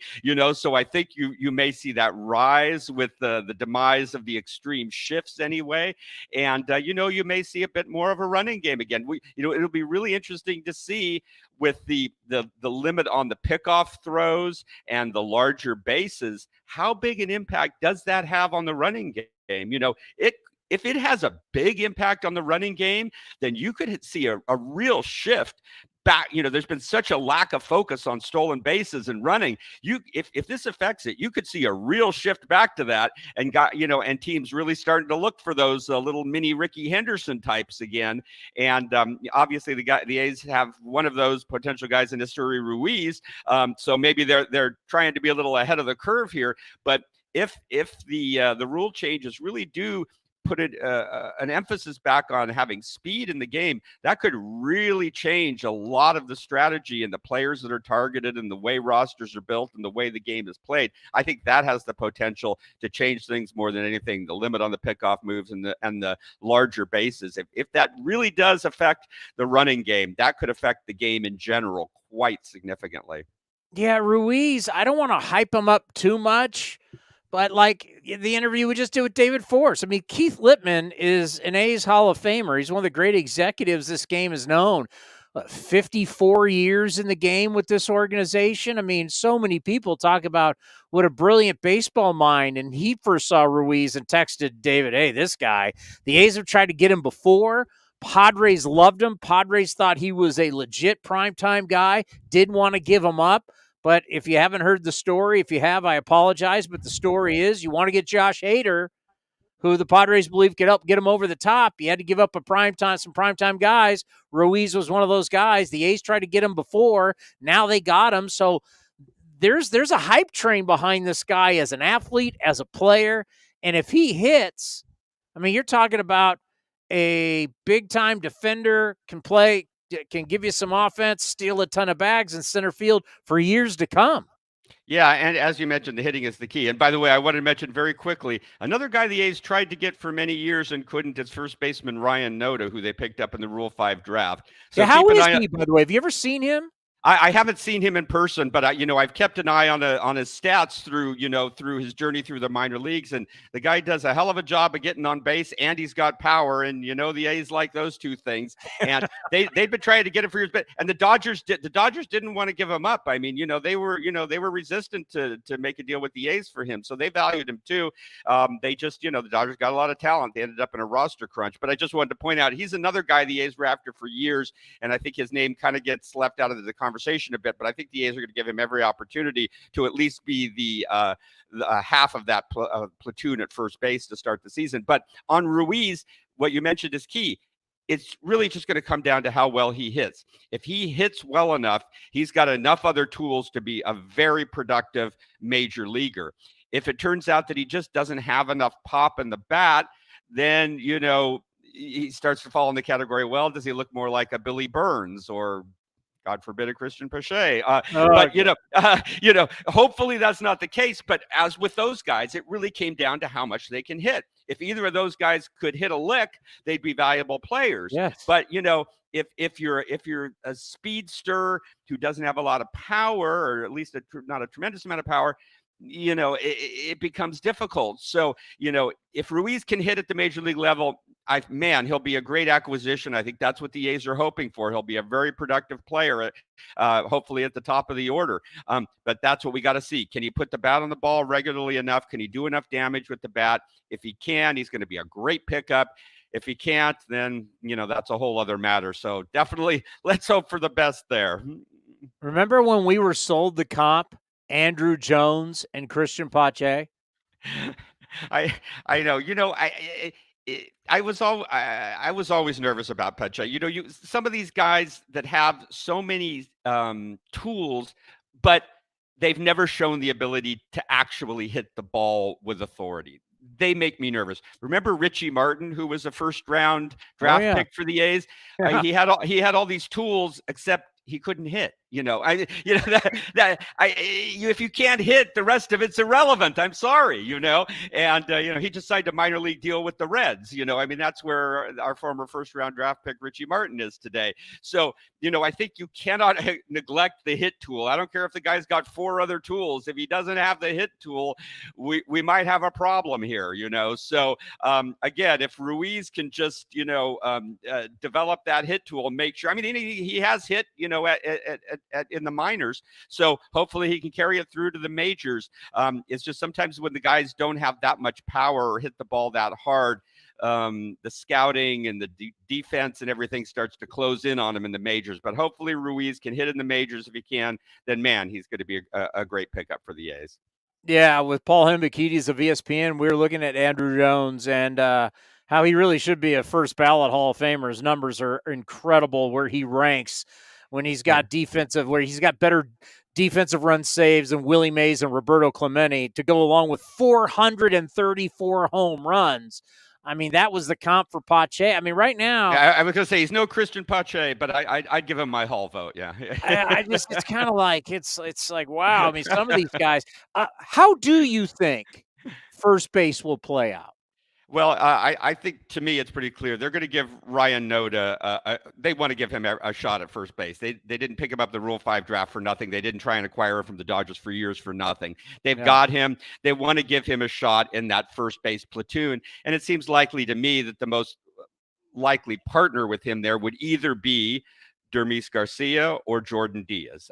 One of those guys, I think, will end up on the roster as Noda's first base platoon partner, and that's how they're going to do it to start the season, I think. And whoever, whether it's Garcia or Diaz, they may also get opportunity to DH at times as well. But I think that's how first base is going to start out. I don't think you're going to see much of Seth Brown at first base this season unless the other candidates there don't do well in the first half. Then he may have to move there. I think you're more likely to see Seth Brown in left field or corner outfield or maybe DHing too. But they definitely want to give Ryan Noda a shot there. But you're probably going to need a right-handed hitter to platoon with him over there, at least to start with. And I don't think you can have both Dermis Garcia and Jordan Diaz on the roster, so it'll probably be one or the other. All right. Sometimes I overthink stuff. I admit it. But when it comes to Jordan Diaz, it speaks volumes for me that this front office does not like to promote guys early. They like them to get their at-bats. They like them to get their innings. They promoted Jordan Diaz when they didn't have to. He's got no defensive position. They put him at second base where he never even played in the minor league. So you brought a guy up and put him at second base, and he's never even played second base in the minor leagues. That tells you how high they are on that bat. Would you agree? I agree to some degree, although you might be overthinking it a little bit. I think also it was late in the season. They kind of had nothing to lose. He was on a roll at AAA. It's like, hey, the guy's hot. Let's get him up here, see what he can do. Give him a shot, see what's possible. He's got a good bat, and they like his bat, definitely, no question about it. But I think that the fact that he got an opportunity there late in the season was kind of a combination of that he was on such a hot streak, and there was just kind of nothing to lose at that point. Why the hell not? So, but I think Jordan Diaz is one of the better hitting prospects, at the upper levels of the A's system. The question is, will he be a guy who can really capitalize on that and make the necessary adaptations he needs to, or does he end up more like a Renato Nunez type, with a guy with a limited skill set, who can hit a bit, but just can't do enough to get over the hump? He's still very young, and man, he can hit the ball with authority. So, I definitely want to see Jordan Diaz given every opportunity to succeed. But I think, it's still to be determined whether or not he can make those adaptations in the major leagues as is required. Hopefully he can, because he's an exciting player to watch at the plate. It's always fun to watch his at bats, and when he puts the bat on the ball, it makes a great sound. It's always good to see him hit the ball. So hopefully he can do what he needs to do to be a part of the picture going forward. I can tell you the one thing I don't want to see. When you talk about that whole mixture right there, first base DH, and you mention Seth Brown's name, and you start thinking right field DH, or, God forbid, none of these guys work out, and you got more outfielders, you can put Seth Brown. He's not going to embarrass you at first base. I just don't want to see Seth Brown in center field again. That's just the one thing I do not want to see. Well, I think, certainly with Ruiz, the plan is to have him as a center fielder. If Pache is still on the roster, even as a fourth outfielder or, a part of a platoon, just playing against left-handers, obviously he's a center fielder. Laureano's on the roster. Obviously he can be a center fielder. So, yeah, I think we're going to see Seth Brown mainly in the corner outfield spots and, maybe DHing mostly. Center field. No center field. Yeah. Go ahead. No, I was just going to say, I think, that was primarily just due to extreme circumstance last year. I don't think that was a plan, so I think we're okay going forward. See it again. Laureano's interesting because it was supposed to be, all right, screwed up, come back, I'm going to show you. Didn't happen that way. And his age, where the team is, all these other guys like Connor Capel, I want to see play. I mean, there's certain guys I want to see play. Where really does Ramon Laureano, as we head to spring training, we go to Mesa, Arizona, where does Ramon Laureano fit in? Well, I think, as long as he's healthy, they're going to give him every opportunity early in the season, in center field, in right field. I think those are obviously the main places you're going to see him, but I think they're going to give him every opportunity to get at bats because, look, either A, they want to see him get back to his old form and be a productive contributor to the lineup so he can help the A's move forward, or they want to see him do that so they can deal him at the deadline and get something in return for him. So if they don't let him play in the first half, he's obviously, what's the point of even having him on the roster, So they're going to let him play and hopefully he can prove himself. And if he does, then they'll probably try and flip him at the deadline. And if he just proves there's nothing left in the tank, then he could be dealt for a bag of chips at the deadline. But they've got to put him on the field and let him play early in the season and see what he's got and see if they can get something out of him for the team and possibly in a deal to make a trade for the future too. Great stuff as always, my friend. You be well, and we'll talk soon. Great, take care, Taddy. Nobody better than Bill Moriarty talking about the A's minor league system. And he does a great job. His podcast that we air here on A's Cast, the editor-in-chief of Athletics Farm. Follow him at Athletics Farm on Twitter. One of the things quickly, Cody, that, talking yesterday with Scott Boras, this was off the air. We had the interview with him, but talking to him off the air, he doesn't like the rebuilds. No agent's going to like rebuilds. But Boras also was a baseball guy. He's just not some lawyer that got into baseball. Scott Boras was a minor league player. Loves this game. Now, he wants to do what's best for his clients and get them the best deal and the most money. He gets it. But we all hate the tank jobs. Absolutely hate them. And I just want to, and I was, talking with Scott yesterday off the air. I was like, yeah, can you imagine being in the NFL and you're trying to sell your fan base that will be good in 4 or 5 years? That will never happen. Everybody will be fired. GM, head coach, coaching staff. If you're not good in a couple of years, everybody's fired. You don't get 5 years. Who's the defending Super Bowl champions right now? The Los Angeles Rams. The Los Angeles Rams just won. They were the last team to win the Super Bowl to hoist the Lombardi Trophy. Is that correct? That's correct. This just came down from The Athletic. 8 members of the Rams coaching staff will not return. 8. You've got these teams that go into rebuild mode that are saying, be patient. It's baseball, draft picks, trades, guys you've never heard of someday are going to be great. Oh boy, look out. More rebuilds have not worked than have. NFL, the most popular game in the United States, the team that just won the Super Bowl the year before, SoFi Stadium, Rams winning at home, beating the Bengals, are overhauling their coaching staff after 1 year after winning the Super Bowl. And Chaim Bloom's doing what in Boston? What are they doing in Chicago after winning? Yeah, all their guys are gone. I mean, Baltimore kind of sniffed it and then backed off. Some of these towns, you're like, what are you doing? I mean, that's a great thing about, people will say, well, what about the 8? You heard the GM. With what he has, he's going to do everything he can to win. Whatever the rules are, whatever the financial people tell him he can spend, David's trying to win. Whatever he's got, he's trying to win. Signing guys all over the world, they're trying to win. Whatever he's got, just tell him what he's got, he's going to try and win. You at least know that with the A's. The front office people, you don't see the front office people like, yep. Now, if they get dealt a tough hand, they'll deal with it, but they're always still going to try and win. You cannot, if you know Mark Hotze, there's no way. I've seen tanking. I know I lived it. I've seen exactly what it looks like with the Raiders. I've seen John Gruden in his first year back was not trying to win at all. His play calling said it. I mean, it was crazy. We were all sitting on the sidelines going, this is a joke.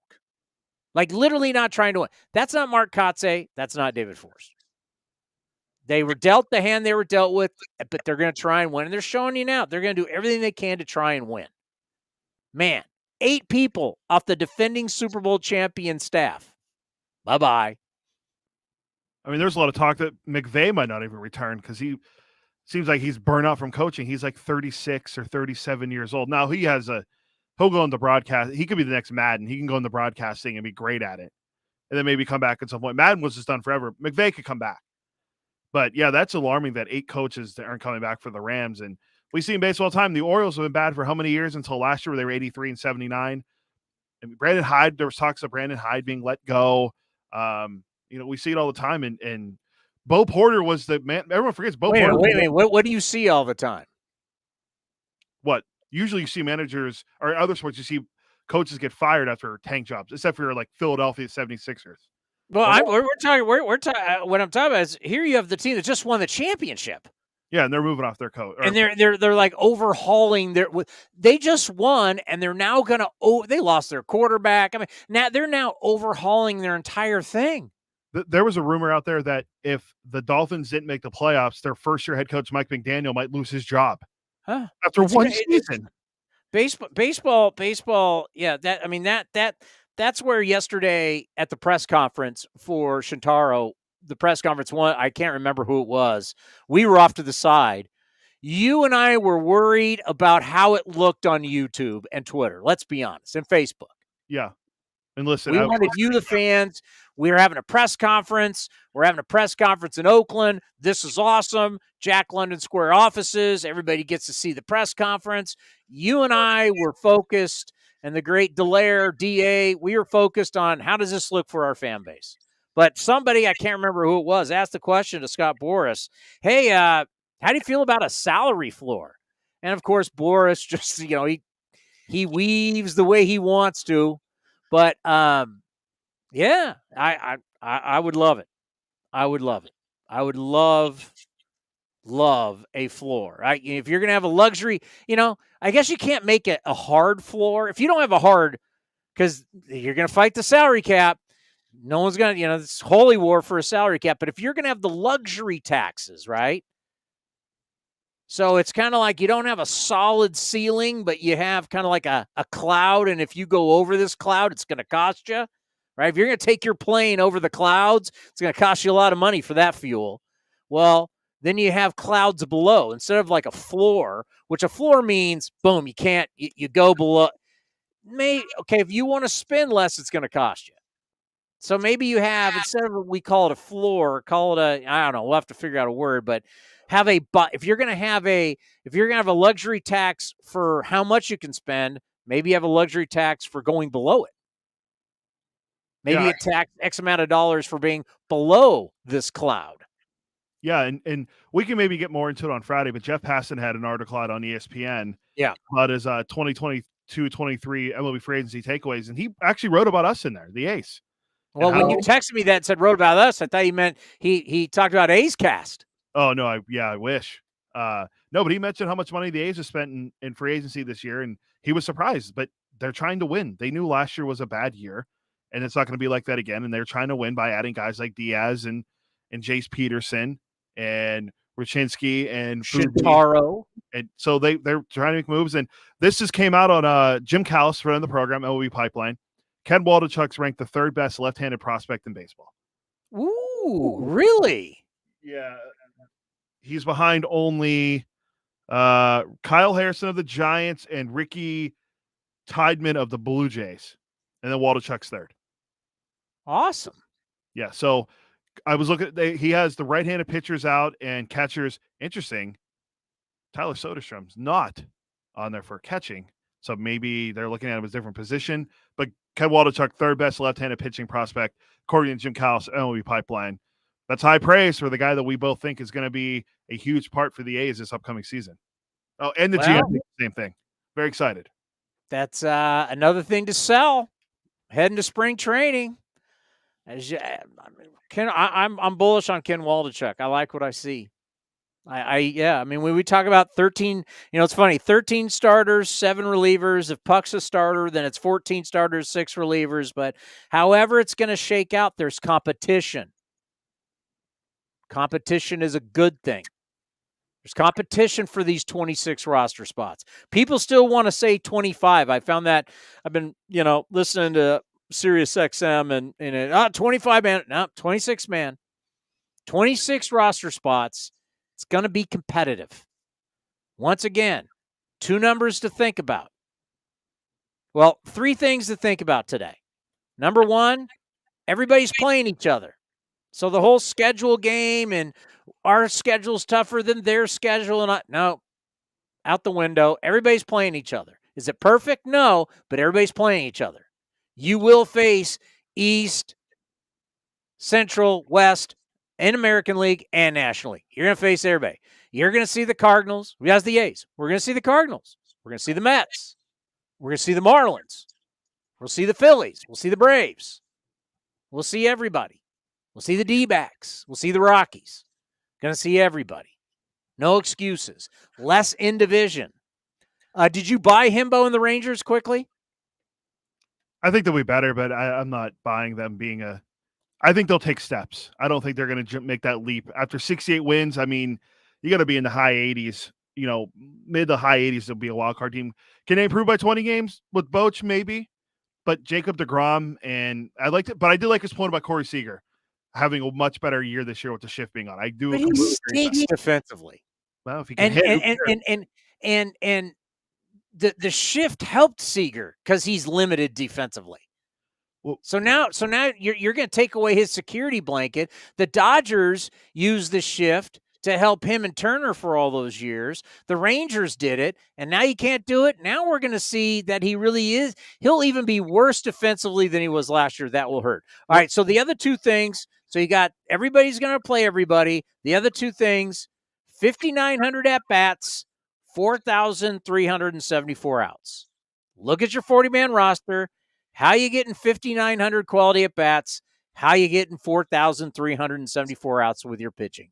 Those are the things to think about. 6 months of a grind. You're going to use a lot of the guys on the 40-man. How are you going to have these numbers? How are you going to have the at-bats? How are you going to get the outs? That's going to determine how you do. It's a long-term thinking, but it's a lot of at-bats. Got enough good players? It's a lot of outs. 4,374 outs, and that's not even extra innings. I think when you say that, it kind of shocks people, Cody, how many outs that is. You don't really think, that's 9 innings. When you think about how many outs you have to get in a Major League Baseball season, it's more than anything else in sports. Yeah, I remember when we first said that number, I thought that number was high. The 5,900 at bats is high too. I guess. I mean, if we could do innings also, but yeah, those are everybody getting 4 at bats, 9 innings, not counting guys that get 5, but everybody's getting about 4 at bats. Sometimes they get, sometimes top of the order guys get 5. Sometimes the bottom of the order guys just get 3. But on pretty much average, it's 4 at bats. You look at that for 9 hitters, 162, around 5,900 at bats. We'll see if the A's, well, not just the A's, every team in Major League Baseball can. Now, some of the top tier teams will, but it's the teams that are in the middle, like Texas, that need to find those guys to fill in and try to get them closer to that playoff push. Okay, one more time. Let's give out the ticket deal before we get out of here. Okay, so if you're looking, join the A's in welcoming Shintaro Fuji to the green and gold. For only $20, grab a lower field level ticket and jersey t-shirt bundle for Saturday's game of opening weekend against Shohei Ohtani and the Los Angeles Angels of Anaheim. I have the full screen up here on the screen right now if you're watching. Don't miss out on this limited time deal and one-of-a-kind item featuring Shintaro's name in Japanese on the back. This online-only promotion expires tomorrow, Thursday, January 19th at 2 p.m. Pacific. Athletics.com/tickets tomorrow, 2 p.m. Make sure you do it then. Be great to see him and Ohtani pitch on opening night, but if he can pitch on Saturday when this is going on, it'd be awesome. Hey, who knows? Like, let's say a little tweak or something happens with Ohtani, and it sets him back to not be the opening day starter. The Angels do not care about him having to be the opening day starter in Oakland, right? They already know they're only going to get so many starts out of him, and they're going to have to give him rest throughout the year. They're not going to be gripping that he's opening day starter in Oakland. Now, I guarantee I don't know what their schedule looks like. They want him to be the opening day guy in Anaheim, but the odds, we could see these two guys open up against each other on Saturday at 107? Yeah, 107. April 107 at the Coliseum. Shintaro against Ohtani. I could see that. Could happen. It'd be great on a Saturday afternoon, April Fool's Day. It'd be great sight to see. Could be interesting. All right. We are going to be back on Friday, correct? Yep, at 1 o'clock. Back to our normal time, 1 to 3. Yeah, no meetings for me that day. So 1 o'clock. No meetings, no press conferences. We're back Friday, correct? Yep, 1 to 3 on Friday. All right, my friend. We want to thank David Forst for stopping by for the first David Forst show of the year. The great Paul Hembekides from ESPN and Bill Moriarty from Athletics Farm covers the Athletics Farm system.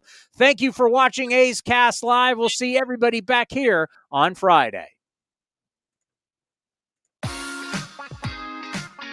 The 2022 MLB winter meetings from San Diego are now in the past, and A's Cast Live was all over it. Well, once again, here from the winter meetings in San Diego. From the signing of Aaron Judge. Aaron Judge is going back to the Bronx. He's agreed to a 9-year deal worth $360 million. And Trey Turner. Trey Turner gets 11